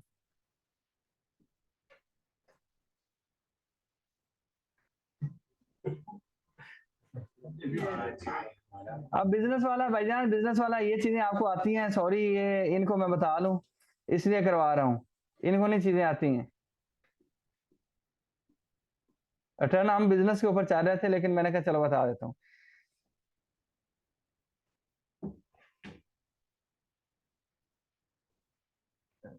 जी जी फर्दर उसको एक्सटेंड करना था, बस एक ये टॉपिक बता लेंगे वरना आप भाई बस लोग नाराज हो रहे हैं, मैं और नहीं बता रहा, ये एक टॉपिक बता रहा हूँ। First return sir, first return के ऊपर एक बताऊं, पहले तो मैं इसके एक छोटी सी जो अंग्रेजी लिखी है मैंने उसको बताने की कोशिश करता हूँ। याद रखें कि आप फर्स्ट टाइम रिटर्न के अंदर जो चीज शो कर देते हैं ना, जब आप रिटर्न फाइल करेंगे जो भी उस चीज के रिटर्न के अंदर चीज शो कर देंगे, ठीक है, आपको रिकमेंडेड ये है कि आप सारे एसेट्स को शो करें, ठीक है, जो कुछ आपके पास है ना दुनिया की फूटी कौड़ी आपने शो करनी है। और आपने एक चीज मिस कर दी, मुझे एक चीज बताएं कि अगर आप कहते हैं कि सर आपके पास आए क्या है, तो मैं कहता हूँ यार मेरे पास एक लैपटॉप है, एक मोबाइल है। इसका मतलब ये है कि बैक एंड पे मैंने क्या किया होगा, कुछ इनकम कमाई होगी, कुछ एक्सपेंसेस मैंने भले किए होंगे, जरी बात अपने आप को चलाना भी था, बाकी सेविंग से मैंने लैपटॉप और मोबाइल खरीदा होगा। आज आप मेरे से पूछें कि सर आपके पास क्या है, मैं कहता हूँ यार सिर्फ मोबाइल है। कल आप मिलें, आप कहें सर आपके पास क्या है, मैं कहूँ मोबाइल और लैपटॉप दो चीजें हैं। ये अलग एग्जाम्पल डिस्कस कर रहा हूँ। एक दफा तो मैंने आपको दो चीजें बताई हैं, तीसरी दफा मिलेंगे तो फिर भी वही दो चीजें आप कहेंगे इसने कोई नहीं कमाया, कमाया तो खा गया। लेकिन अगर आज मोबाइल दिखाता हूँ, कल लैपटॉप भी मोबाइल के साथ दिखाता हूँ, आप कहेंगे रातों रात इतनी कमाई भाई, ये क्या चल रहा है। यानी कि इसका मतलब कुछ इनकम कमाई है तो लैपटॉप आया ना। इस तरह से आप एफबीआर को जो चीजें एक दफा शो कर देंगे, उसके बाद जब भी आप एसेट्स को ऐड ऑन करना चाहेंगे ना, तो एफबीआर सोचेगा कि आपने कुछ कमाया है, कुछ कमाया है तो उसके ऊपर आपने टैक्स भी देना है। और जारी बात है कुछ कमाया होगा तो एक्सपेंस आउट भी किया होगा, यानी कि आपने सेविंग से एसेट बाय किया होगा। क्या है, when you file your first return you should show all your assets in your return, सब कुछ शो कर दो। सपोज दैट इसमें मैंने एग्जांपल दी है, फर्ज करें कि आज अगर टैक्स ईयर 2022 हो, ठीक है, और मेरी एज कितनी हो, 35 साल हो। फर्ज करते हैं मेरी एज है 35 साल, मैंने इससे पहले कभी रिटर्न नहीं फाइल की, मुझे किस चीज का नहीं पता। उसके बाद मैंने फर्ज करे कि 31 साल की एज से कमाना शुरू किया था, बड़ा ही कोई ढीला आदमी हो, यानी कि 30 साल ठंड में जाता रहा हूँ, कोई नहीं कमाता रहा, घर वालों से लेता रहा। ईयर 31 में जो पीछे चले जाए, टैक्स ईयर कौन सा बनेगा, 22 से 17, टैक्स ईयर 2017 से मैंने कमाना शुरू किया, 17, 18, 19, 20, 21, 22, ठीक है, 17, 18, 19, 20, 21, 22, ठीक हो गया। यानी कि 17 से लेके 22 तक कमाता रहा हूँ, लेकिन मैंने कभी रिटर्न फाइल ही नहीं किया, 22 के ऊपर खड़ा हुआ हूँ। अब क्या करना है, इसका मतलब ये है कि मैं अर्न किया 5 सालों से कमाना, 5 साल से कमाना शुरू किया हुआ है, और मेरी जो रिटर्न है या तो पांचों की पांचों में रिटर्न शो करूं हर साल जितना कमाया, लेकिन मैं कहता हूं मैंने लास्ट रिटर्न शो करनी है। क्या करना है, लास्ट रिटर्न शो करना है। तो जो 4 साल की मेरी सेविंग्स होगी वो मेरी ओपनिंग शो होनी चाहिए कि नहीं होनी चाहिए। ओपनिंग वेल्थ का मैंने रिकंसिलिएशन का कंसेप्ट दिया हुआ है, शो करना चाहिए। अच्छा जी, and it means that I have been earning from 5 years, then in my income tax return all the assets that I have acquired in the last 5 years from my savings shall be shown, ठीक है। that is from the age of 31 to age of 35, जो कुछ कमाया है वो मैं show कर दूं। it means that if I don't if I don't show in my return, then what does it mean, अगर कोई एक चीज भी मैंने अपने रिटर्न के अंदर शो नहीं की या मैं भूल गया, ठीक है, तो क्या होगा, कहते हैं भाईजान इसका मतलब ये है कि आपके assets black money, black assets या ब्लैक कंसीडर्ड किए जाएंगे, ठीक है, लीगल नहीं होंगे, अनडिक्लेयर्ड होंगे, ठीक है। तो मैं ओपनिंग बैलेंस के अंदर सारी चीजें को शो कर दूं, समझ रहे बात को। अच्छा जी, if you have at a thing but the thing is not, मतलब आपके पास कोई चीज होने के बावजूद वो आपकी कानूनी एतबार से नहीं मानी जाएगी, ठीक है। इसके अंदर ये एग्जांपल दी है कि आप फर्ज करें मैंने 18 से लेट्स वो स्टार्ट किया था, 18 से 17 में 18 से मैंने कहा जी एज मेरी कितनी थी 31, इनकम कितनी कमाई 11 लाख, एक्सपेंस कितना किया 7,26,000, सेविंग कितनी हुई 374, और ये सेविंग है। और ओपनिंग मेरा इससे पहले मैंने कभी कमाया तो ओपनिंग क्या आना चाहिए 0। अगले साल पे गए, मैंने कहा एज होगी 32, 12,10,000 कमाया, इतने खर्च कर दिए, ये जनाबे वाला सेविंग आ गई। अब मेरी अकाउमुलेटेड सेविंग कितनी होगी? 785। ये कैसे? पिछले साल कितने बचाए थे और इस साल कितने बचाए? ये closing assets accumulated saving, total saving बनेगी जो क्लोजिंग एसेट्स बनते हैं किस साल के, लेकिन ओपनिंग कितने होंगे? 374 पिछले साल वाले। ठीक हो गया। उसके बाद फिर इस तरह एग्जांपल को एक्सटेंड करते करते जब मैं 5वें साल की रिटर्न बनाऊंगा ना, तो 5वें साल का ओपनिंग बैलेंस जो है वो ये आना चाहिए, 5वें साल का, जो 4 सालों में टोटल सेविंग हो चुकी है। ठीक है जी। 22 में ये 21 का वो जो ओपनिंग बैलेंस आएगा, 21 का क्लोजिंग होगा और 22 का ओपनिंग होगा, ये अमाउंट आएगी 7,35,734 रुपए। ठीक है। असल मैंने ओपनिंग बैलेंस पे गौर करना है। अच्छा, कई सारे लोग ऐसे करते हैं यार, वो अपने एसेट्स को बढ़ा चढ़ा के लिखते हैं, उसमें मैं मशवरा ये देता हूँ आप जानवरों को भी शो कीजिए। ठीक है। अच्छा, एक और चीज, इतना पाकिस्तान के अंदर वैसे प्रैक्टिकली गोल्ड है नहीं जितना एफबीआर के पास है। एफबीआर की रिटर्न में शो हुआ है, क्योंकि सारा है ही उनके अंदर, मतलब हर रिटर्न में 5 तोला 10 तोला। तो हम ऐसा बरमार ना करें। याद रखिएगा कि आपका जो कैपिटल एसेट्स के अंदर जो गोल्ड और ज्वेलरी है ना, इसके ऊपर भी कैपिटल गेन टैक्स चार्ज होता है। ठीक है। इसके ऊपर भी गेन टैक्स नॉर्मल के अंदर चार्ज होता है। तो जानवर वगैरह शो करें, ठीक है, गोल्ड भी शो करना कर लें, लेकिन लोग बड़े अन्य वाह फरमार के आते हैं। अच्छा, फिर एक और मंतक होती है, वो जीरो वैल्यू पे शो करना है। जीरो वैल्यू पे क्यों? मुझे गिफ्ट मिला है, मुझे इनहेरिटेंस में मिला है। तो जब हम गेन की बात करते हैं तो गेन कैसे मालूम होता है? सेल कितने का किया, बाय कितने का किया था। बाय में आपने जीरो वैल्यू शो की हुई है, शो करना है, फिर कुछ लॉजिकली कोई वैल्यू तो शो कर लो। ठीक है। पाकिस्तान में माइंडसेट है ना कि जिस बंदे से पूछो कहता है मैं गोल्ड बढ़ा चढ़ा के बता बताएं सर एनिमल्स का सेक्शन कौन सा सर जी। एनिमल्स की जो वैल्यू जितने की आपकी रिटर्न के अंदर कोई भी ऐसे कितने का खरीदा होता है, हम उतने का डालते हैं। ठीक है। प्रॉपर्टी अगर पिछले ईयर में खरीदी होगी तो हम उसी की वैल्यू डालेंगे सर। जिस साल खरीदी होगी, 18 की प्रॉपर्टी आप 23 में डिक्लेयर कर रहे हो, 18 में कितने की खरीदी थी? ठीक है। वो वैल्यू उस हिसाब से डालेंगे जिस हिसाब से हमने टैक्स में, हाँ, जितने पे टैक्स पे किया था जी। क्योंकि हमारा यूजुअली हो रहा होता है कि एप्रिशिएटेड वैल्यू पे खरीदे होते हैं लेकिन टैक्स कम पे किया हुआ। हाँ, नहीं एप्रिशिएटेड नहीं, वो तो कंसेप्ट ही नहीं है जी। So if you get, let's say, an iPhone in 2018, you hmm. have to show the fair market value of 2018 या अभी? नहीं, not fair market value, the price you have paid to acquire that asset. अगर gift मिला हो तो? Gift मिला हो तो गिफ्ट के ऊपर अभी बस छोड़ दो, गिफ्ट वाला पॉइंट हमने आगे पढ़ना। फाइलिंग शुरू करके मुझे 2015 से स्टार्ट होती, जब से ये एफपीआर वो क्या कहते हैं, किसने कहा है 15 से? 15 से सीएनआईसी उनको क्या केस हो गए। मैंने कहा था कि वो एनटीएन और उन्होंने एक कर दिया था। पहले एनटीएन आपको अलग मिलता था, अब आपका सीएनएसई 2015 के बाद आपका एनटीएन अकाउंट होता है। अच्छा, जो भी पहली फाइलिंग करेगा वो कब से फाइलिंग स्टार्ट कर सकता है? जब से उसने कमाना शुरू किया, सेक्शन 114 के अकॉर्डिंग जब वो लाइबल हो गया, 114 एक के अकॉर्डिंग, फिर भी रिटर्न, फिर वो आपका निकाह हो गया पक्का पक्का। आपके कोई इनकम नहीं है, 100 रुपए इनकम है, 100 रुपए कंट्रीब्यूशन इन फैमिली एक्सपेंस किसे खर्चे ले लेके बस करते हो, वो कर दो, रिटर्न फाइल कर। बस तब से आपने ऑनवर्ड सारी रिटर्न फाइल करनी है। तो क्या वहां पे निल करते हो? लेकिन वो नहीं, कुछ ना कुछ इनका। अच्छा, एक और कंसेप्ट है, इन्होंने कहा कि मैं अपनी रिटर्न नील करता जाऊं, और भाई कुछ ना कुछ बगैर टैक्स दिए आप एक दफा हर साल के स्लैब निकाल लेना, जहाँ पे सैलरी 6 लाख तक टैक्स फ्री, अगर आप सैलरी कमाते थे ठीक है, नहीं भी एक मिसाल दे रहा हूँ कि कुछ ना कुछ इनकम बगैर टैक्स दिए भी आप तो वाइट कर सकते हो ना। हाँ, ट्यूशन अदर सोर्स में डाल दो, ठीक है, कुछ 4 लाख तक, ठीक है, वो अदर सोर्स में आप समझो 4 लाख, कोई थोड़े से खर्चे कर लो, कुछ कंट्रीब्यूशन डालो, 3-4 लाख तो हर साल का वैसे ही वाइट कर सकते हो आप। ठीक है, वो कर लेना। और सर जो इनहेरिटेंस में जो होगा और अभी नहीं वो कैपिटल गेन, बस छोड़ दो, बस बहुत हो गया आज, बहुत हो गया।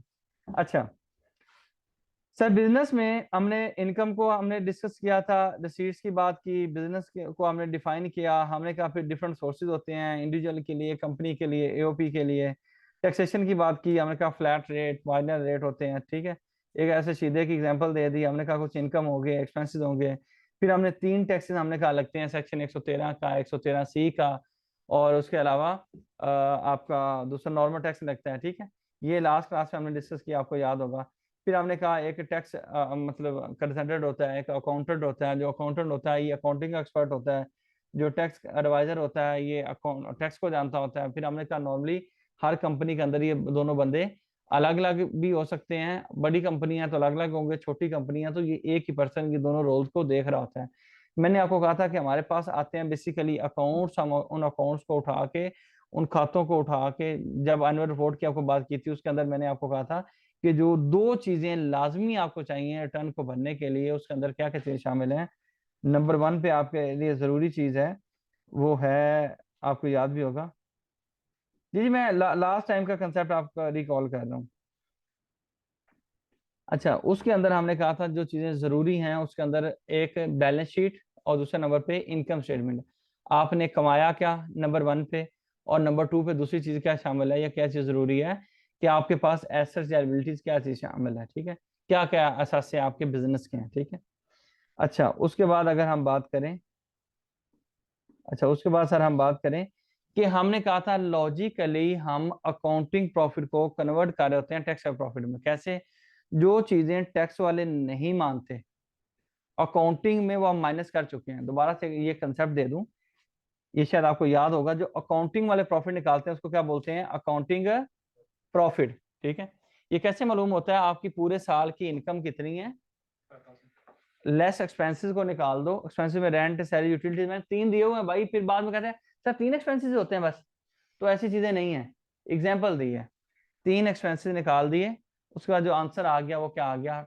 Accounting profit. अच्छा इसमें से अभी मैंने एक लिस्ट ऑफ एक्सपेंसेस बतानी है जो अकाउंटेंट तो मानता है वो एक्सपेंस है। एक्सपेंस से क्या मुराद है? इनकम में से वो खर्चा माइनस कर सकते हो और जो आंसर आएगा वो क्या? प्रॉफिट है। यानी कि कोई चीज एक्सपेंस अगर मैं बुक करता हूं, अगर हमें नहीं भी समझ आ रही तो मैं एक मिसाल देता हूँ। यहाँ पे मैंने क्या लिखा हुआ है, ये एक्सपेंस तो माइनस कर रहा हूँ, जीरो कर रहा हूँ। मेरा जवाब क्या हो गया? इंक्रीज किया डिक्रीज किया? एक्सपेंस डिक्रीज करने से क्या होता है? प्रॉफिट बढ़ जाता है। हाँ जी, अगर ओवर स्टेटिंग इंक्रीज हो जाता है। अगर मैंने फर्ज करो कि एक्सपेंस को बढ़ा दिया, अमाउंट को एक्सपेंस बढ़ाया में एक्सपेंस रिकॉर्ड किया, तो प्रॉफिट के ऊपर क्या इफेक्ट आया?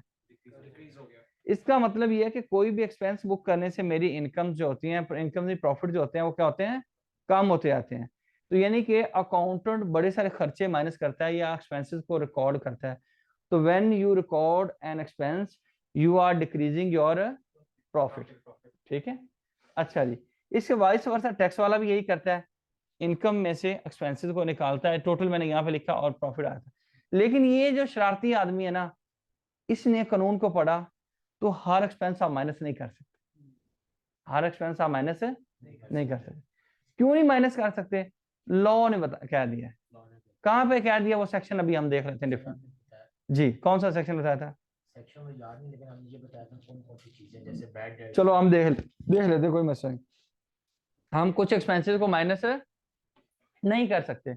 अच्छा, जब अकाउंटिंग वाला कहता है कोई गुनाह भी करोगे उसके ऊपर भी एक्सपेंस आया तो माइनस करना है, लेकिन टैक्स वाले ने कहा हर एक्सपेंस आपने माइनस नहीं करना। जब उसने कहा हर एक्सपेंस को माइनस नहीं करना, तो इसका मतलब ये है कि मैं उन एक्सपेंसेस को फिर आइडेंटिफाई करूंगा। फर्ज करते हैं ये रेंट भी ये मान रहा है, ये भी मान रहा है, सैलरी भी मैं फॉर द टाइमिंग कहता हूँ दोनों मान रहे हैं, फर्ज करो मान रहे हैं। अगर ये आखिरी वाला एक्सपेंस ये ना माने, ये जीरो कर दे, तो क्या इफेक्ट आया? आपका प्रॉफिट इसका और आएगा, इसका प्रॉफिट और आएगा। टैक्स हमने देना होता है इसके ऊपर, टैक्सेबल प्रॉफिट के ऊपर, जो कि टैक्स एडवाइजर मालूम करना। अकाउंटिंग प्रॉफिट वाले पे नहीं देना होता। अकाउंटिंग वाले पे भी एक टैक्स मालूम करना होता है जो कि सेक्शन 113C का है, जिसको हम अल्टरनेट कॉर्पोरेट टैक्स कहते हैं, जो कि अकाउंटिंग प्रॉफिट का 17% होता है, वो करना है। लेकिन एक्चुअली में हमारे जो 2 टैक्स हैं, एक तो टर्नओवर टैक्स है और दूसरे नंबर पे जो इसका नॉर्मल टैक्स होता है, वो इस वर्किंग के ऊपर होता है। क्लियर है सर? अच्छा समझ रहे हैं ना भाई? ऑनलाइन वालों समझ रहे हो भाईजान? जी सर। हाँ तीनों में जो ज्यादा होगा। जी सर समझ रहे हैं। भाईजान कैमरा ओपन करो ना, आपकी दीदार तो कर लें कौन कौन बैठा हुआ है। अच्छा जी, माशाल्लाह, ये मोहम्मद अली राय साहब बैठे हुए हैं, अली भाई बैठे हुए हैं, ठीक है। अली तसद्दक, क्या हाल है? अच्छा, अली नवाज भी, अच्छा लियाकत साहब भी आप माशाल्लाह। कैसे? मैं ठीक हूँ अल्हम्दुलिल्लाह। अच्छा जी, सैयद रासा साहब, जी सर। कैमरा खोले ना, ये क्लास में देखना चाहते हैं आपको। सर बोर हो गया थे, मैंने कहा थोड़ा सा ना इनकी बोरियत दूर कर दें। अच्छा मेरा ख्याल है उन्होंने इधर देख लिया कि हम नहीं नहीं अच्छे आ रहे हो यार आप लोग। ये देखो यहाँ पे वो आ रहे हो स्क्रीन पे। साजिद भाई आप भी खोल लें। अच्छा नहीं आ रहे, बाकी शर्मा रहे हैं, ठीक है चले शाबाश यार, थैंक यू सो मच। आपने जो है ना हाँ दीदार करवाया हमें, थैंक यू। चलो अब ऑफ करना ऑफ कर लें, वरना आपकी आवाज की जो क्वालिटी है ना वो ब्रेक होगी जब वीडियो आपने ऑन की होती है। तो मैंने तो वैसे ही बंद की होती है। अच्छा हाँ, अगर अपने आप को ज्यादा एक्टिव रखना है तो फिर अपनी वीडियो ऑन रखें, मुझे एतराज नहीं है। पता है क्यों? उसे फिर बंदे को होता है कि यार मुझे कोई देख रहे हैं। अच्छा ये कौन सा आवाज है? अच्छा उधर बैठा हूँ इस बेचारे को दिखा रहे हैं। अच्छा चले यार, बस बहुत शरारतें होगी। अच्छा अब रिफ्रेश हो गए होंगे आप। अच्छा इसका मतलब ये है कि हमने जो टैक्सेबल प्रॉफिट मालूम किया, इसमें से एक आपकी जो इनकम आ रही है इसके ऊपर हम टैक्स मालूम करते हैं, जिसको हम कहते हैं मिनिमम टैक्स या टर्नओवर टैक्स, जो कि सेक्शन 113 के मुताबिक होता है। ठीक है। दूसरा टैक्स कौन सा होता है? जो हम मालूम करते हैं एक्सपेंसेस को, इनकम में से एक्सपेंसेस को माइनस करने के बाद ये टैक्स वाले एक्सपेंसेस जो टैक्स वाले अलाउ करते हैं उसको कहते हैं हम टैक्स ऑफ प्रॉफिट, और वो टैक्स मालूम करते हैं उसको कहते हैं नॉर्मल टैक्स। ठीक हो गया सर? इसका मतलब ये है कि हमने दो किस्म की वर्किंग हमने अलग अलग निकालनी है। ये क्यों बनानी? आप कहें सर इसको ना बनाए, इसको बनाएं, इसको बनाने की क्या जरूरत है? मैं कहूंगा आप मजबूर हो। क्यों मजबूर हो? कि इसका जो सेक्शन 113C वाला टैक्स है 17% वाला, वो भी तो मालूम करना है। वर्किंग दोनों ही बनेगी, वर्किंग दोनों ही बनेगी। अच्छा इसका मतलब ये है कि ये फिर जब एक्सपेंसेस ये माइनस नहीं करेंगे तो हमारा ये फर्क आ जाता है। ठीक है, फर्क आ जाता है। अच्छा आप कहें सर फर्ज करें फर्क ना भी आए, मैं कहूंगा फिर भी बनाना है। क्यों? यहाँ पे फर्ज करते हैं 17% है। अच्छा मैं मिसाल देता हूँ, ये देखो जो अल्टरनेट की वर्किंग तो हमें तो वो फाइनेंशियल स्टेटमेंट ही मिल जाएगा ना डाटा, जी जी मिल जाएगा। वो हमें वर्किंग तो नहीं वो नहीं वो हमें मिल जाएगा। मैं वैसे बात कर रहा हूँ कि अगर बेइंग एंटिटी के मुलाजम बन के हम बैठे हुए तो उस हिसाब से कह रहा हूँ कि हमने अगर वो करना हो कि अच्छा मैं एक ही एंट्रियां बुक कर लूँ। अच्छा इसके ऊपर अब ये देखें, फर्ज करते हैं हम दोनों का प्रॉफिट एक ही शो कर दें, हम कहें दोनों तरफ एक्सपेंसेस अलाउड है। अच्छा फिर भी आपका यहाँ पे 29% आता है प्रॉफिट का और यहाँ पे 17% आता है। ठीक है, फिर भी कंपैरिजन पर्पज के लिए बनाना पड़ेगा क्योंकि तीनों में से बड़ा टैक्स मैंने जमा करवाना है। ये मैं पोर्टल पे भी दिखाता हूँ, टेंशन नहीं लेनी। इसका मतलब है 3 वर्किंग तो होनी है। अब सवाल ये कि कौन से खर्चे यहाँ से माइनस मैं नहीं कर सकता, बस सिंपल। ये आपका क्वेश्चन हल हो जाए, उसके बाद आपने सिर्फ डाटा उठाना है, हमने लिखना है, बात खत्म। डाटा उठाना है फाइनेंशियल से और पोर्टल पे डालना है, पोर्टल ने टैक्स मालूम करके देना है, थोड़ा बहुत काम करना है वो मैं आपको बता देता हूँ। ठीक हो गया सर? अच्छा उसको हम डिस्कस करते हैं। सर मैं जा रहा हूँ पोर्टल के ऊपर ही, ठीक है। मैं आपके साथ वो नहीं कर रहा, क्या नहीं कर रहा जी, ये एक लंबी चौड़ी लिस्ट दी गई है।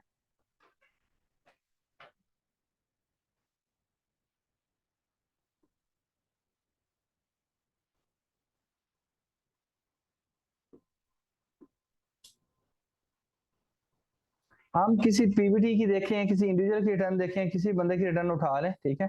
किसी भी बंदे की हम लोग रिटर्न उठा लें तो हमारे पास जो अमाउंट आएगी और वो जो फॉर्म आएगा वो सेम होगा। क्या होगा? फॉर्म सेम होगा, उसने स्टैंडर्ड फॉर्म बनाया हुआ है। ठीक है। अच्छा जी सर मैं सिर्फ फॉर्म आपको दिखाने के लिए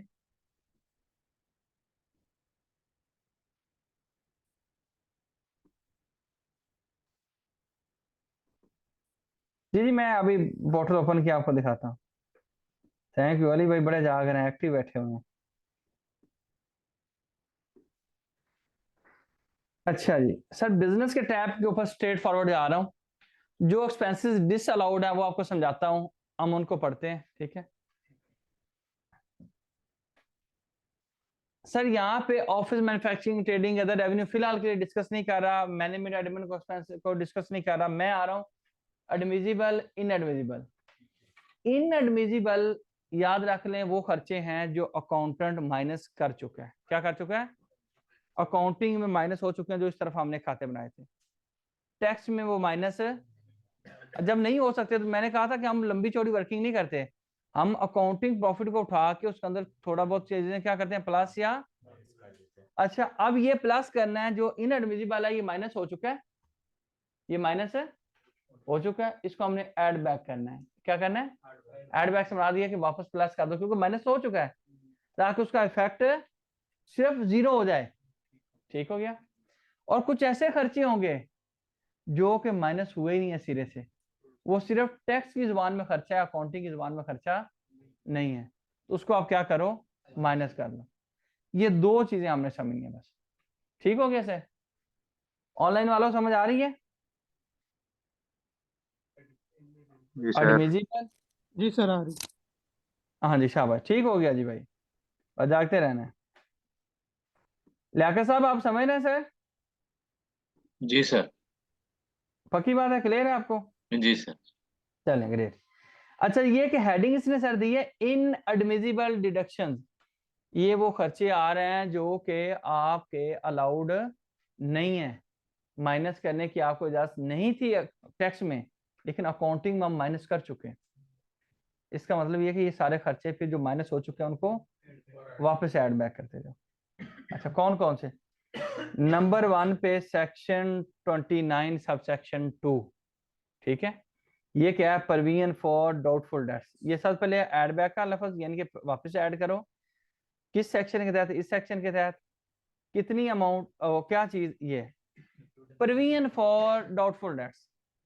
भाई ने अकाउंटिंग पढ़ी हुई है, इन्होंने कहा कि सर जो अकाउंटेंट होता है ना वो अंतहाई कोई वो पेसिमिस्ट होता है, प्रूडेंस कंसेप्ट को फॉलो करता है, ये टैक्स वो अकाउंटिंग का कंसेप्ट है, उसका मानना होता है, वो कहता है कि अगर मैंने 100 लोगों को सेल किया फर्ज करें, वो कहता है नॉर्मली पास्ट में मैंने देखा, वो सोचता है ऐसा कि 5 लोगों से मुझे पैसे नहीं मिलते होते, या 5% मेरे पैसे लोग लेके भाग जाते हैं, 1 लाख की सेल है 5 लाख मेरा, और 1 लाख की सेल है 5,000 जाया होना ही होना है, वो मुझे मिलना ही नहीं है।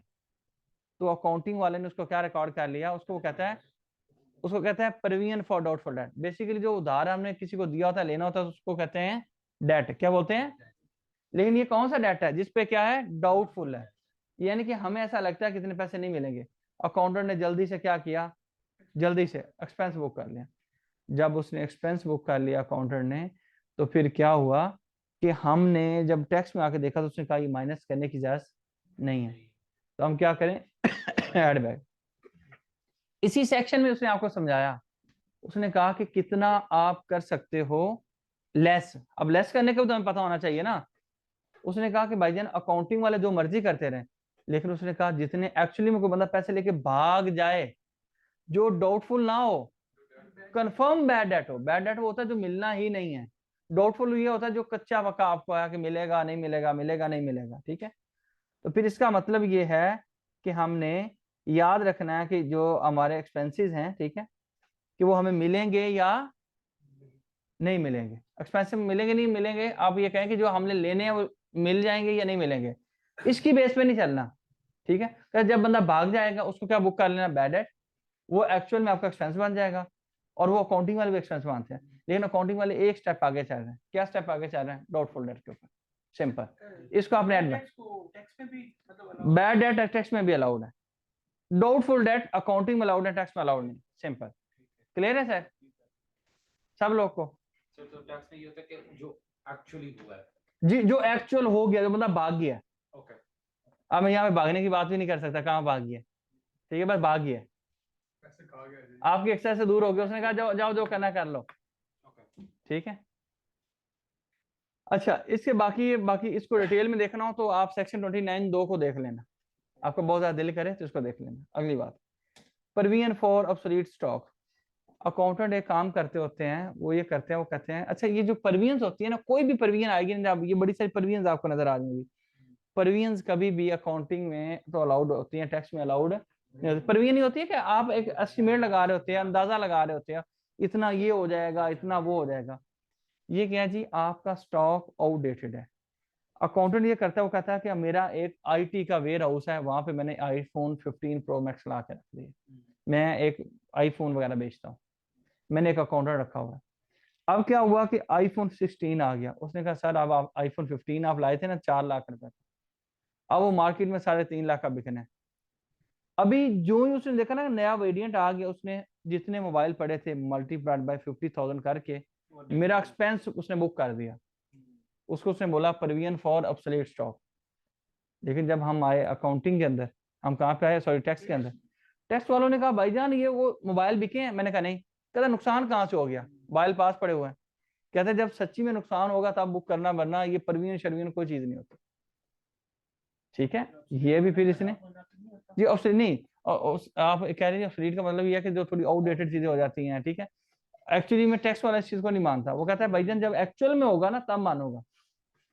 ठीक है, अच्छा, provision for diminution in value of investment. मेरी कंपनी ने, ये हर कंपनी के अंदर हर पॉइंट रेलिवेंट नहीं है। आपको 2-3 पॉइंट किसी कंपनी में मिलेंगे, कोई कंपनी प्रोविजन रिकॉर्ड करती भी नहीं है, आपका कहीं नहीं भी रिकॉर्ड करती। बिल्कुल। अच्छा जी, मेरी कंपनी ने बैरियर टाउन के अंदर 3-4 प्लॉट लेके रख लिए। वो बड़ी गहमा गहमी थी रियल एस्टेट की। एकदम से वो जो मार्केट ऐसे क्रैश हुई, तो मेरी वैल्यू, अभी मैंने प्लॉट बेचा नहीं, लेके रखा हुआ। मुझे पता है कि वो 2 करोड़ की प्रॉफिट इन्वेस्टमेंट की हुई ना, वो आप 50,000 की रह गई, या 50,000 नुकसान हो गया, कुछ भी कह लें, 50,000 का नुकसान हो गया। अब कितने की रहेगी, 1.5 करोड़ रुपए की। अकाउंटिंग वाले कहते हैं 50,000 का नुकसान रिकॉर्ड कर लो, लेकिन टैक्स वाला कहता है वो रिकॉर्ड अगर आपने एक्सपेंस किया हुआ है, यानी कि अकाउंटिंग में माइनस कर चुके हो, तो यहाँ पे आके उसको क्या कर दो, एड बैक कर। ठीक है सर, सलीम भाई सोना नहीं है।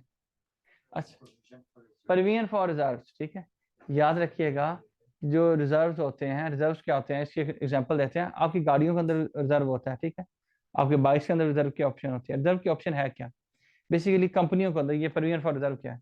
मेरी कंपनी ने आज से 10 साल बाद, 5 साल बाद कोई प्लांट लगाना है, ठीक है, तो हम एक ऐसा करते हैं, प्रॉफिट का कुछ हिस्सा साइड पे कर लेते हैं, उसको हम कहते हैं प्रोविजन फॉर प्लांट। मेरी कंपनी ने कल को रिटायरमेंट बेनिफिट्स लोगों को देने हैं, ठीक है, मुझे पता कि इतना बंदा ऐसे ऐसे जाएंगे या इतनी इतनी अमाउंट लोगों को देनी पड़ती है, तो मैं प्रोविजन फॉर रिटायरमेंट, ये ना कि एकदम से मुझे लोगों को देने पड़े और मेरी कंपनी डूब जाए।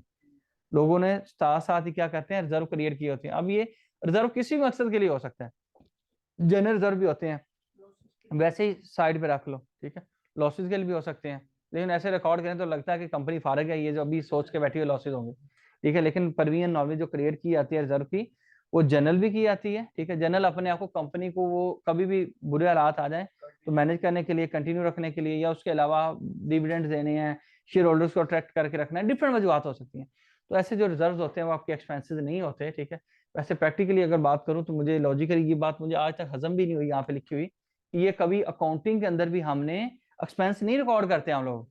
हम तो वो प्रॉफिट मालूम करने के बाद उस प्रॉफिट का कुछ हिस्सा हम कहते हैं कि ये यहाँ पे पड़ा हुआ है अनअप्रोप्रिएटेड प्रॉफिट में और इतना रिजर्व में पड़ा हुआ है। ठीक है, जो लोग अकाउंटिंग जानते हैं वो बेहतर समझते हैं, लेकिन इसने यहाँ पे लिखा होता है, एहतरामन पढ़ रहा हूँ लेकिन ये मुझे हजम नहीं होता ये। प्रॉफिट को हम साइड करते हैं तो टैक्स तो फिर वो लेस हो, कम प्रॉफिट जी जी, वो हो चुका होता है सर। यहाँ पे ये हम बात कर रहे हैं कि जो प्रॉफिट आता है ना, वो उठ के प्रॉफिट बैलेंस शीट में चला जाता है। ठीक है, उसमें बैलेंस शीट में कुछ प्रॉफिट आपका पड़ा हुआ है कैपिटल के नीचे, वो जो पड़ा होता है अनअप्रोप्रिएटेड प्रॉफिट, या जिसको रिटेन्ड अर्निंग्स कहते हैं, या कुछ भी कह लें। ठीक है,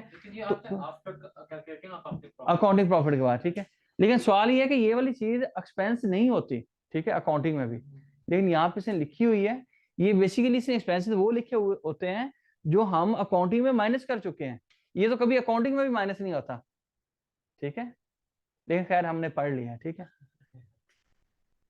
जो ये अकाउंटिंग वाला बंदा फौरी समझ सकता है, नॉन अकाउंटेंट को ये बात इतनी हजम नहीं होगी। ठीक है, लेकिन मैंने पढ़ा दिया, जो समझा दिया बस इतना काफी है। लिखा हुआ है ना ऊपर, कौन सा, इससे ऊपर जो उसके बारे में लिखा हुआ था, किसके बारे में, ये जो प्रोविजन 21 पार्ट 1। हाँ आई, ठीक है, तो नहीं आई पार्ट 1 नहीं है, ये सेक्शन 21 सबसेक्शन 1 इसका इसने नहीं यहाँ पे लिखा हुआ, इसके साथ एक सबसेक्शन है 1 भी है और इसका आगे आई भी है। ठीक है, तो सर इसमें क्या लिखा हुआ है, ये रेफरेंस दे रहे हैं आपको लॉ का कि this point is taken from that section subsection. उस लॉ में क्या लिखा हुआ है उसके बारे में? सर ये वही वाला पॉइंट है, उस लॉ में भी वहां पे बस डिटेल में लिखा हो, यहाँ पे उसकी समरी लिख दी है। दिस इज द रेफरेंस की ये पॉइंट मैं वहां से यहाँ लेके आ रहा हूँ।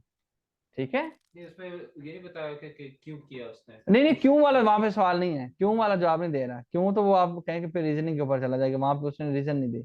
ठीक है, अच्छा जी, sets rates tax levied on profits. याद रखिएगा कि अगर आप किसी तरह से अकाउंटिंग के अंदर अकाउंटिंग जब वो आपको अकाउंट्स मिलते हैं उसके अंदर आपका अगर माइनस हुआ हुआ टैक्सेस जो किसके ऊपर मालूम किया गया है, किसकी बेस के ऊपर, प्रॉफिट्स के ऊपर, अकाउंटिंग में भी माइनस हुए होते हैं, ठीक है, कहते उसको ऐड बैक कर देना, वो आपका एक्सपेंस मैं मानता ही नहीं हूँ, ठीक है, कहते हैं अकाउंटिंग वाले पता नहीं कैसे निकाला होगा, क्योंकि हमने वैसे तो हम नॉर्मली बिफोर टैक्स की फिगर के अंदर ही एडजस्टमेंट करते होते हैं, ठीक है, लेकिन अगर हमारे पास आफ्टर टैक्स फिगर हमें दी गई हो तो फिर अकाउंटिंग प्रॉफिट भी ऐड बैक होगा,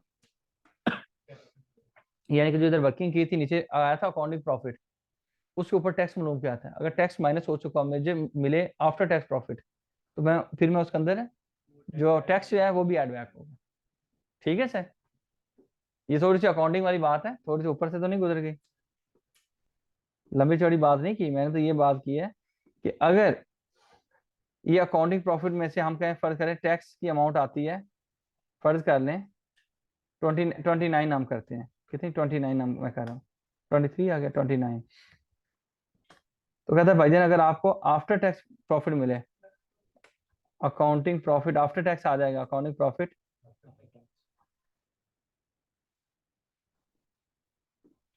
आफ्टर टैक्स, अगर ये वाली बात हो तो फिर मैं क्या करूंगा, दिस 71, अरे आपको 71 रुपया कोई दे तो उसके अंदर फिर आप ये भी ऐड बैक करें, ठीक है,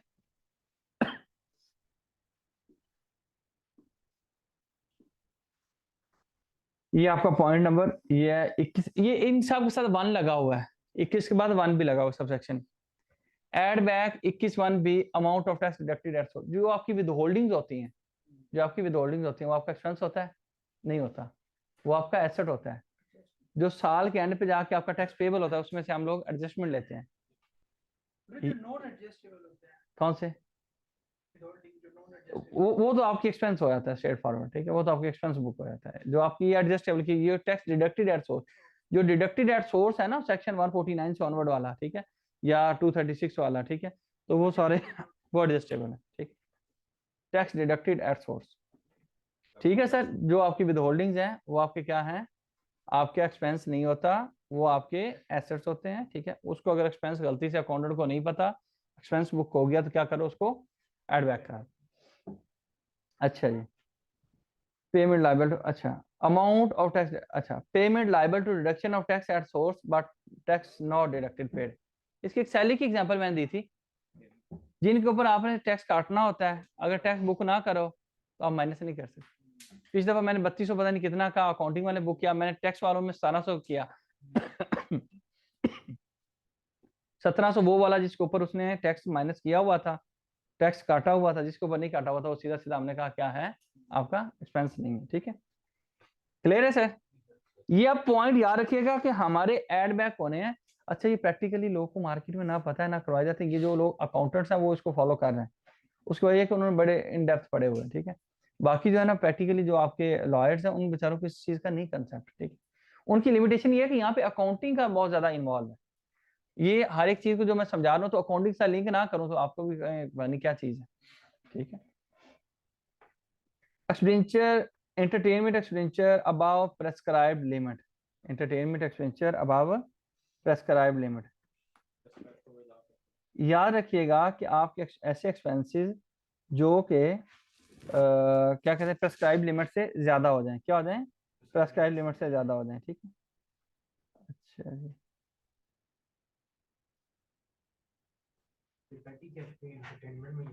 जी पैटी कैश जो होता है, वो भी एंटरटेनमेंट में ही आता है ना? नहीं नहीं एंटरटेनमेंट एक्सपेंडिचर को बकायदा लॉ के अंदर डिस्कस किया गया, मैं हल्का सा दिखा देता हूँ आपको एंटरटेनमेंट एक्सपेंडिचर को, जल्दी से मैं डिस्कस करता हूँ, for the purpose of clause D of subsection 21 which provide for, अच्छा ये मुझे एफबीआर में से किसी कमिश्नर के नोट्स मिले हैं, ठीक है, तो वो एक स्टूडेंट है मेरे इंस्पेक्टर, तो उन्होंने मुझे शेयर किए थे, मैंने कहा चलो जो उनको बढ़ाया जा रहा है हम वो देखें उन्होंने क्या बढ़ाया है, ये मैं भी आपके साथ ही पढ़ रहा हूँ, वैसे लॉ मुझे पता है, ठीक है, लेकिन ये वाली स्लाइड आपके साथ देख रहा हूँ, अब उसके ऊपर क्या कहता है, ये बेसिकली डिफाइन किया गया है कि लिमिट से जो आउटसाइड, ये उनके अपने नहीं है, ये भी लॉ के उन्होंने डिस्कस किया है, बेसिकली एग्जांपल जो है ना ये उन्होंने बनाई हुई है, यहाँ पे मेरा ख्याल है, अच्छा एंटरटेनमेंट बिल्कुल डिस्कस है, एंटरटेनमेंट एक्सपेंडिचर कौन से होते हैं, expenditure incurred outside Pakistan on entertainment, in connection with business transaction or where such expenditure is allocated as head office expenditure। याद रखिएगा कि यह पॉइंट बता रहा है कि भाईजान वो एक्सपेंसेस जो पाकिस्तान से बाहर हो लेकिन वो किसके साथ जुड़े हुए हो, बिजनेस के साथ, ठीक है। बिजनेस में मिसाल के तौर पे यार ये जो लोग फर्ज करें कि नया नया होता है, वो जो दे रहे होते हैं आपका आइसक्रीम वाले, वो चेक करें जी इसको, वो क्या होता है, वो थोड़ा सा टेस्टर प्रमोशनल, ठीक है, वो भी आपका एंटरटेनमेंट होता है, ठीक है, वो भी आपका इसका एंटरटेनमेंट होता है। ये पॉइंट डिफाइन किए गए हैं। Inter expenditure in Pakistan on entertainment of foreign customer, कोई बाहर के कस्टमर आ गया उनको यहाँ पे एशिया करवाओ, ठीक है, ये भी एंटरटेनमेंट एक्सपेंडिचर है।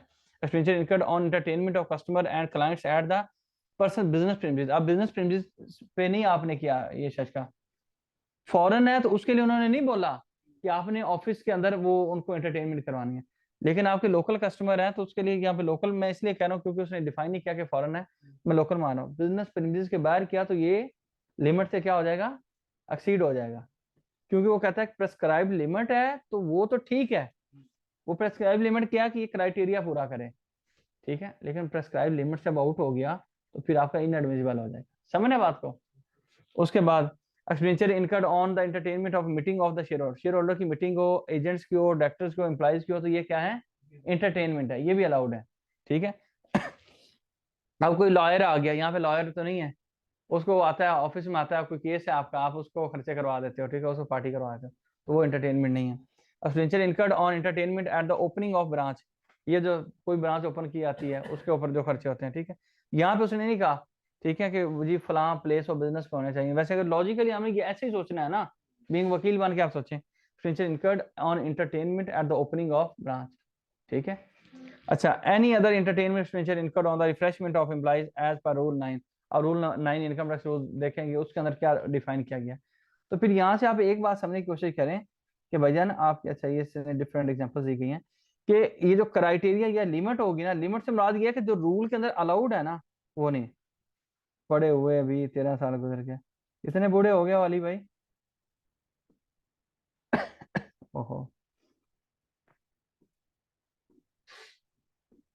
अच्छा जी, सर ये पॉइंट हो गया entertainment expenditure above prescribe limit. Limit से मुराद ये है कि जो अलाउड किए गए वो आप विद इन लिमिट है, जो अलाउड नहीं किए गए सेक्शन के अकॉर्डिंग वो क्या है।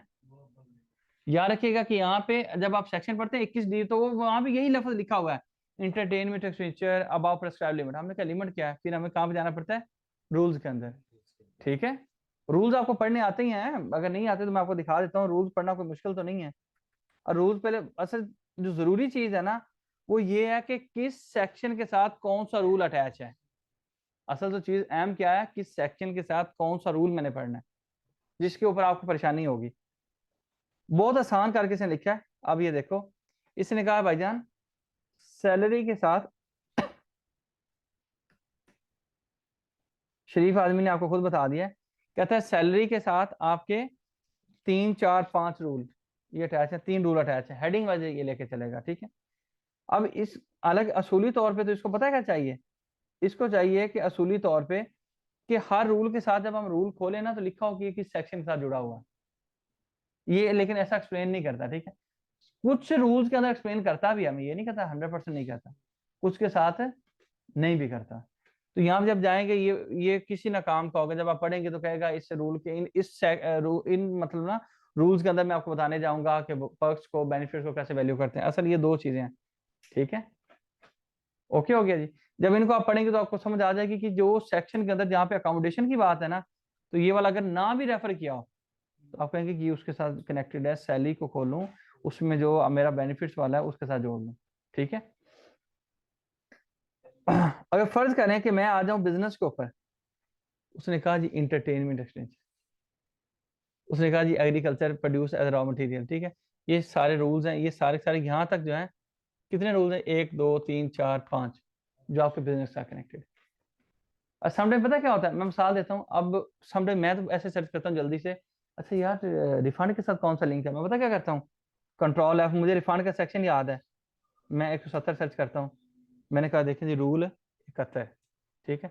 आपने कहा नहीं सर सेक्शन 21 का बताएं, आप कहीं और लेके जा रहे हैं। मैं कहूँगा कोई मसला नहीं है, हम सेक्शन 21 की बात करें तो यहाँ पे आप लिख दो सेक्शन 21, ठीक है। ये देखो D 21 का 1 का डी उसने रेफर कर दिया, इसके अंदर ही उसने खुद ही लिख दिया है, ठीक है।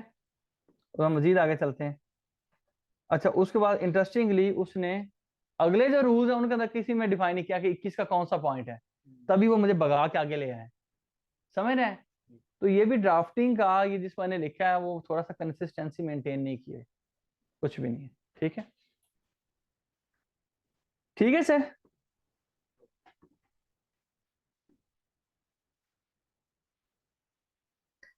Contribution to unrecognised unapproved fund, ठीक है। आपने कंट्रीब्यूशन की, ये पॉइंट्स आपने पढ़े तो नहीं हुए? नहीं यार, ये सैलरी में पड़ा था, अनअप्रूव्ड। नहीं नहीं, अच्छा ये वाला पढ़ा था, किधर पढ़ा था? जो सैलरी में अच्छा, चलें जी। अनरिकॉग्नाइज्ड अनअप्रूव्ड फंड्स कौन से होते हैं? ये तो बिजनेस जो कंट्रीब्यूशन कर रहा है। शाबाश, पहला इन्होंने पॉइंट बड़ा रेज किया, अच्छा किया कि आपकी कंट्रीब्यूशन दो तरह की होती हैं, एक जो एम्प्लॉय करते हैं और एक जो एम्प्लॉयर करते हैं। इन्होंने कहा ये वाला एम्प्लॉयर वाली साइड है। अच्छा, आपको कैसे लगा कि एम्प्लॉयर वाली साइड है? क्योंकि अब बिजनेस का पार्ट है, शाबाश। और बिजनेस की पार्ट है तो ये, अब बिजनेस अप्रूव क्यों करवाता है, फिर बिजनेस को क्यों तकलीफ होती है अप्रूव करवाने की? क्योंकि अदरवाइज अनअप्रूव या अनरिकॉग्नाइज्ड के ऊपर सारे का सारा डिसअलाउ हो जाएगा। जब डिसअलाउ हो जाएगा तो मेरा टैक्सेबल अमाउंट बढ़ जाएगी, टैक्स पेएबल बढ़ जाएगा, ठीक है। अच्छा जी, क्लियर है ना?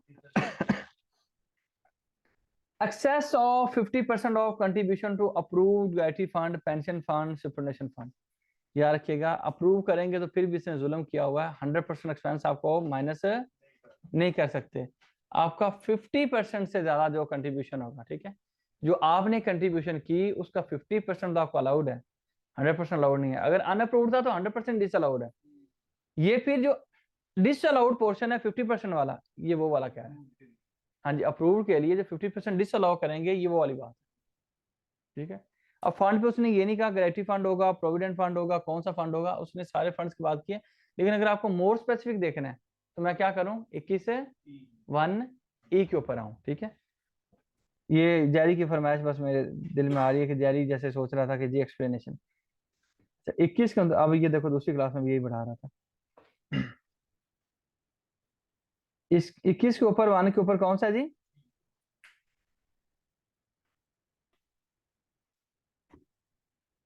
अप्रूव कमिश्नर से करवा, जी जी कमिश्नर से करवाते हैं, आप जैरी से भी करवा सकते हैं।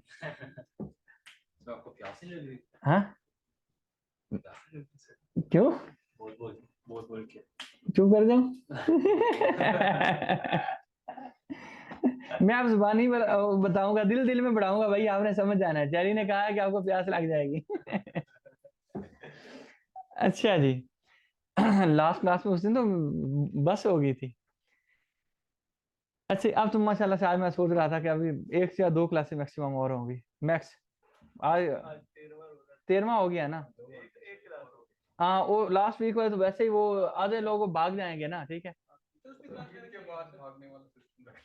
अच्छा, नहीं मुझे तो मसला नहीं है, नहीं है। अरे कोई लोग कहेंगे तो हम पता क्या करेंगे, एक अभी आज 13 है ना, तो 7 एक तो 20 रोजे तक हमारी आएगी, ठीक है। फिर उसके बाद जो अगली बनेगी वो तक नहीं सर, उसके बाद वाली ना रखें, क्योंकि सर जो आउट ऑफ स्टेशन उन्होंने, और नहीं आउट ऑफ स्टेशन वाले तो हफ्ता गुजार। लास्ट वीक अच्छा आ रहा है, बस ठीक है। हमारी 2 क्लासेस मैक्सिमम फिर और होंगी रमजान में, नेक्स्ट 2।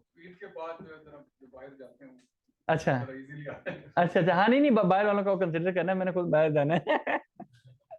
अच्छा जी, ये देखिए आपका 50% से जो एक्सेस में है, ठीक है, ये देख लें, वही वाला पॉइंट है। तो मैं फिर इन द मीन वाले आपको साथ लॉ भी करवा रहा हूँ, ठीक है। क्या करवा रहा हूँ आपको, ये नहीं ऊपर वाला पॉइंट था E1, ये था आपको साथ, हम फिर क्या करवा रहे हैं साथ में लॉ भी करवा रहे हैं, ठीक है। Any contribution made by the person to a fund, याद रखिएगा। मैं एक चीज बता दूं, मैं एडवांस टैक्सेशन का जो बढ़ा रहा हूँ ना उनको, ये शाम में आज भी क्लास है, तो उसके अंदर ये वाला, इसके ऊपर इतना हमारा टाइम, मोस्टली हमारा कोर्स इसके ऊपर है, इस एक सेक्शन के ऊपर। आपका सर इतना इंपॉर्टेंट, मैं कहूँगा कि उसकी वजह पता है क्या है, कि आपके जो बिजनेस की रिटर्न है ना, सारी लिटिगेशन आपकी मोस्टली बिजनेसेस की है। सैलरी वाले की कोई लिटिगेशन हमने इतनी, 1-2 नोटिस मैंने आज तक खुद देखे हैं, ठीक है, कोई बड़े वाले टैक्स पेयर थे। और तीसरा भी एक नोटिस आया हुआ है, वो खैर उसके साथ मैं कर रहा हूँ, वो भी एक बहुत बड़ी कंपनी है, मतलब वो जो ये बैट है, ब्रिटिश अमेरिकन टोबैको कंपनी, ठीक है, उनका एक नोटिस है, तीसरा भी चल रहा है।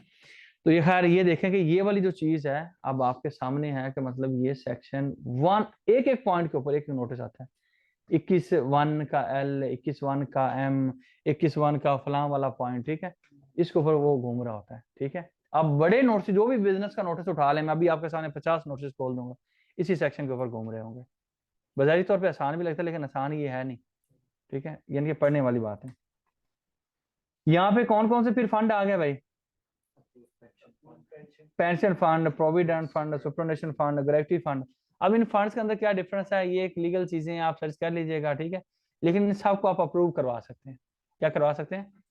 मैं अल्लाह की मेहरबानी से और आप लोगों की दुआओं से मैं अभी बुक एक बना रहा हूँ, तो हर चीज की एक एप्लीकेशन पोर्टल के साथ लिंक करके ड्राफ्ट एक एप्लीकेशन में सारी वो बुक के अंदर डाल रहा हूँ। अल्लाह ने चाहा तो इंशाल्लाह हम अगले बजट के बाद हम अपनी बुक पब्लिश करेंगे, फर्स्ट बुक, और वो पाकिस्तान की होगी भी फर्स्ट बुक जो कि आपके प्रैक्टिकल सारे एस्पेक्ट्स को कवर करेगी, आईटी की तरह कि यहाँ आप क्लिक करेंगे अगली स्क्रीन ये आएगी, ठीक है, उसके बाद आप ये लिखेंगे तो ये आए। हाँ नहीं वो पब्लिश करनी है। नहीं वो पब्लिश करनी है हमने भाई, वरना शॉर्ट में ये है कि आप लोग छाप लोगे उसको।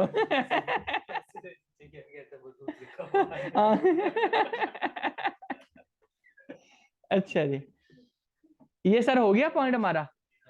अब इसने कितना शॉर्ट करके कंसाइज करके लिख दिया, वहां पे उसने जो लंबी लाइनें लिखी थी, यहाँ पे एक लाइन आगे, एक्सेस ऑफ 50% ऑफ कंट्रीब्यूशन, कौन सा ये हो गया? अच्छा एक्सेस ऑफ 50%, अच्छा ये वाला हुआ है, सॉरी नीचे वाला, contribution to funds not under effective arrangement for deduction of tax at source. आप पे कर रहे हैं एक्सपेंसेस, तभी आप पे कर रहे हैं, बिजनेस पे कर रहा है, और उसके लिए आपका नहीं है, क्या नहीं है, इफेक्टिव सिस्टम नहीं है। किस चीज का सिस्टम नहीं है? डिडक्शन का। किस चीज की डिडक्शन? टैक्स का। यानी कि आप लोग को पेमेंट्स करते हैं किसी ऐसे फंड के अंदर करते हैं, भले वो अप्रूव्ड क्यों ना हो, भले वो अप्रूव्ड फंड क्यों ना हो, लेकिन जब आप पे करते हैं लोग आप टैक्स ही नहीं काटते, तो फिर वो क्या है कि ऐसे फंड के अंदर कंट्रीब्यूशन क्या है आपकी डिसअलाउड है, माइनस नहीं हो सकती। समझ रहे बात को? You are making contribution for the benefits of employees and you are not making deductions of tax at the time of payment, ठीक है, so then such contribution to the fund is not allowed as expense। Employer के तौर पे ना? नहीं employ नहीं, employer के तौर पे, ठीक है, गॉट इट, कंफर्म। क्योंकि एक तो उस एम्प्लॉय को छोड़ दें, यहाँ पे हम एम्प्लॉय को पढ़ ही रहे, this is the employer side. जी जी वो हो गया, this is the employer side, okay, वो एम्प्लॉय वाली साइड हमने सैलरी के अंदर पढ़ी, एम्प्लॉयर वाली साइड पे आके उसमें कौन से हमने साइड पढ़ी थी? एम्प्लॉय की अपनी नहीं पढ़ी थी, जो एम्प्लॉयर कंट्रीब्यूशन कर रहा था उसकी इनकम बन रही थी। अब जब एम्प्लॉय की साइड, वो एम्प्लॉयर की साइड पे आके भाई वो देने वाले का क्या करना है, बेसिकली एक ये फंड है ना, एम्प्लॉयर भी डाल रहा है, एम्प्लॉय भी डाल रहा है, एम्प्लॉय वाला सैलरी में पड़ा, लेकिन वो आपका नहीं हमने देखा, आपकी जो डिडक्शन हुई आप उसके ऊपर आपने टैक्स दे दिया था, इस वक्त जब इन्होंने कंट्रीब्यूट किया था वो हमने देख लिया वहां पे। अब जब इनकी साइड पे है, इन्होंने कहा भाई मैं दे रहा हूँ, मेरे साथ क्या करना है, ठीक है, अब इनका हम देख रहे हैं कि अच्छा इनके साथ क्या करें, उस वक्त आपके साथ क्या किया जा रहा था वो देख रहे थे, ठीक है, ये वाली बात कंट्रीब्यूशन टू फंड। अच्छा ये हो गया, तो उसकी इनकम कंसीडर हो रही थी। हाँ उसकी इनकम हो रही थी, टैक्स लेना है ना हमने, किसी भी तरह टैक्स लेना है। अच्छा fine penalty for violation of any rule law regulation, आप इनकम टैक्स लॉ की खिलाफ वर्जी करें, आप कॉन्ट्रैक्ट एक्ट की खिलाफ वर्जी करें, आप इन्वायरमेंटल लॉ की खिलाफ वर्जी करें, किसी भी कानून की खिलाफ वर्जी करें, एनी लॉ, तो चलान जो जाते हैं आपके जी वो ट्रैफिक लॉज की खिलाफ वर्जी है, तो आपके बिजनेस के ऊपर आपका जुर्माना बुक हो रहा है, ठीक है, तो आपका अकाउंटिंग में तो एक्सपेंस है लेकिन टैक्स के अंदर एक्सपेंस है नहीं है। किसी भी रूल की, जैसे डिफरेंट लॉज हैं तो हर लॉ का कोई ना कोई रूल होता है, जैसे इनकम टैक्स की इनकम टैक्स रूल्स हैं, उसका अगर रूल नंबर फलां जी वायलेट हुआ, फलां रूल वायलेट हुआ, ठीक है, इस तरह किसी भी लॉ का कोई भी रेलिवेंट रूल उसकी खिलाफ वर्जी हो जाए, या फिर किसी रेगुलेशन की, सम टाइम याद रखिएगा रेगुलेशन होती हैं, आपके सर कैसे, मैं कहूँगा जब आप कंपनी एक्ट का आपको थोड़ा बहुत बढ़ाऊंगा तो आपको कंसेप्ट दूंगा कि सेक्शन 512 के अंदर एसएससीपी के पास पावर्स हैं, वो रेगुलेशन जारी करती है, वहां पे एसआरओ नहीं होते, वहां पे क्या होती है, रेगुलेशन होती है। शेयर जारी करने की रेगुलेशन, शेयर बायबैक करने की रेगुलेशन, ठीक है, आपके फर्दर इशू की रेगुलेशन, जी आपके प्रोविडेंट फंड की रेगुलेशन, वहां पे डिफरेंट किस्म की रेगुलेशन लोग जारी कर रहे होते हैं। तो वो भी सॉर्ट ऑफ जैसे यहाँ पे एसआर होता है, वहां पे क्या होती है, रेगुलेशन होती है कह लें। तो ये भी एक्सटेंशन ऑफ लॉ ही होती है। तो ये वाली सर जो चीज है, ये किसी भी लॉ की हो, एससीसीपी के लॉ की किसी रेगुलेशन को वायलेट किया और आपके ऊपर पेनल्टी लगी कंपनी के ऊपर, वो नहीं माइनस कर सकते। अच्छा, इसके वाइस वर्सा किसी के साथ एग्रीमेंट किया हुआ, किसी के साथ कॉन्ट्रैक्ट किया हुआ, वो उस बंदे के साथ कॉन्ट्रैक्ट हमने वायलेट कर दिया, हमारे ऊपर पेनल्टी लगी, वो अलाउड है। कानून की माफी आपको कहता है तुम कानून की फॉलो करते हैं, हम आपको नहीं फेवर देंगे। हाँ जी, हाँ पर्सनल पे नहीं है, वो कर सकते हैं, ठीक है।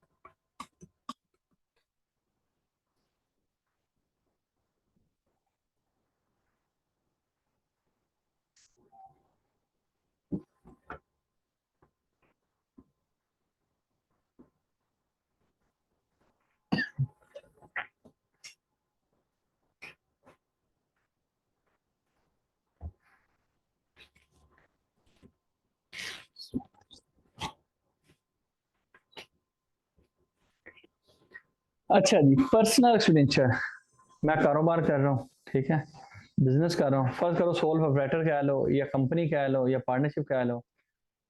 सोल प्रोप्राइटर मैं कहता हूँ जनाबे वाला, ये मुझे आईफोन लेना है, बिजनेस के पैसों से उठा के नहीं ले सकता, बिजनेस के खर्चे बिजनेस के, मेरे पर्सनल खर्चे मेरे पर्सनल।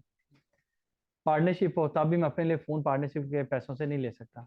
ड्राइंग कर लूँ अलग बात है, लेकिन ये नहीं कि मैं कहूँगा लेना मैंने है, एक्सपेंस बिजनेस का है। अगर बिजनेस है वो सोल प्रोप्राइटर से ना कोई व्हीकल परचेज कर लिया बिजनेस के नाम पे, जब भी उसने इनकम टैक्स रिटर्न फाइल किया वो उसको एक्सपेंस शो करा सकता है। किसमें? पर्सनल एक्सपेंस को? नहीं नहीं, एसेट को, एसेट पर नहीं नहीं, वो तो बिजनेस का एसेट बनेगा ना कभी। एक्सपेंस शो नहीं करा नहीं सकता। नहीं असल तो बिजनेस है, इतने रले उनको वो कंसल्टेंट बिजनेस उसने नहीं हो सकता। आप तो रह गया अकाउंटिंग वाले, वो कह रहा नहीं ये ठीक है, मैं उसका नाम नहीं बताता फर्म का। अच्छा इसी पे भी एक बिजनेस ने एक एसेट लिया और आगे एम्प्लॉय को यूज के लिए हाँ जी। देते हैं, वो अगर खुद भी है बंदा नहीं फिर भी वो बिजनेस एसेट ही रहेगा, फिर भी वो एक्सपेंस आउट नहीं होगा, वो डेप्रिशिएट होता है। बेसिकली आपके एसेट्स को हम डेप्रिशिएट करते हैं, ठीक है, एक्सपेंस आउट नहीं कर सकते। एक्सपेंस आउट का मतलब एक ही दफा एक्सपेंस सारा खर्चा बुक कर दें। डेप्रिसिएशन का मतलब है कि वो जितने साल के उसको थोड़ा थोड़ा करके वो वीयर एंड टीयर को रिकॉर्ड करना, ठीक है। अच्छा जी, पर्सनल एक्सपेंसेस को नहीं कर सकता। प्रॉफिट ऑन डेट, ये भाईजान आपका फेवरेट पसंदीदा पॉइंट वसीम भाई, 151 कौन सा 151 है? 151 151 तो नहीं है सर, ये वाला पॉइंट आपने, और नहीं सर मैं ये वाले प्रॉफिट ऑन डेट ब्रोकरेज, अच्छा प्रॉफिट ऑन डेट से आप सही कह रहे हैं 151, मैं तो ये एओपी वाला पॉइंट डिस्कस कर रहा हूँ। आपने कहा, मुझे इंटरव्यू में पूछा गया कि अच्छा जी भाईजान आप बताएं कि पार्टनरशिप को क्यों अलाउड नहीं होता। बेसिकली आपकी इनकम में से एक्सपेंसेस को माइनस करते हैं, और मैंने और जारी ने एक पार्टनरशिप बना ली, ठीक है, हम लोग को ट्रांसलेशन कर करके देते हैं। कौन सी लैंग्वेज और आती है उर्दू के अलावा?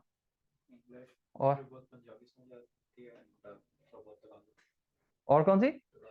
तगालो भी चले नहीं, तगालो का हम ट्रांसलेट करके देते हैं, ठीक है ना।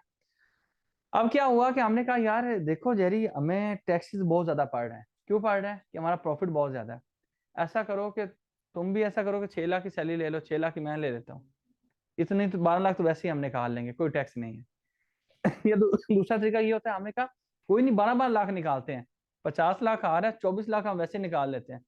क्योंकि बिजनेस का जो रेट है ना, वो एक अलग रेट, ज्यादा रेट होते हैं। क्योंकि हम जब सैलरी की मद में निकालेंगे ना, पहली बात ये इकट्ठी नहीं, आप दोनों जब बांट लेंगे, 24 लाख हम वैसे निकालते हैं, 12 निकालते हैं, 12 भी निकालते हैं, हमने कहा और ज्यादा निकाल लेते हैं, क्योंकि सैलरी के ऊपर रेट ही कम है, बिजनेस के ऊपर ज्यादा रेट है। अच्छा, ऐसी 2 नंबरियां हो सकती थी। कैसे हो सकती थी कि बिजनेस को 50 लाख के प्रॉफिट को हम इस तरह से बांटते हैं। हम पता क्या करते हैं, हम पूरा बिजनेस में लेके नहीं जाते, 25 तेरा 25 मेरा, सैलरी की मदद में ले जा, और सारे सैलरी ये सर मुझे भी नहीं पता, ये लोग सुन रहे हैं। अच्छा, तो सर उसका ये हुआ कि ऐसी चीज को रोकने के लिए कि आप कहीं टैक्स को बचाएं ना, तो इसलिए उसने कहा कि भाईजान आप ना तो कमीशन लोगे पार्टनरशिप से, ना कोई ब्रोकरेज के माध्यम में, ना ये कहोगे कि मैंने लोन दिया उसके ऊपर सूद चाहिए, ठीक है, ना मैंने चीजें बेची मुझे उसकी कोई ब्रोकरेज चाहिए, ना सैलरी चाहिए, ना कोई और मुआवजा चाहिए, कुछ भी नहीं ले सकते। मंतक आप समझ गए क्या है, लॉजिक क्या है, कि आपने भाईजान अपने जो प्रॉफिट है उसको काम नहीं करना, ठीक है।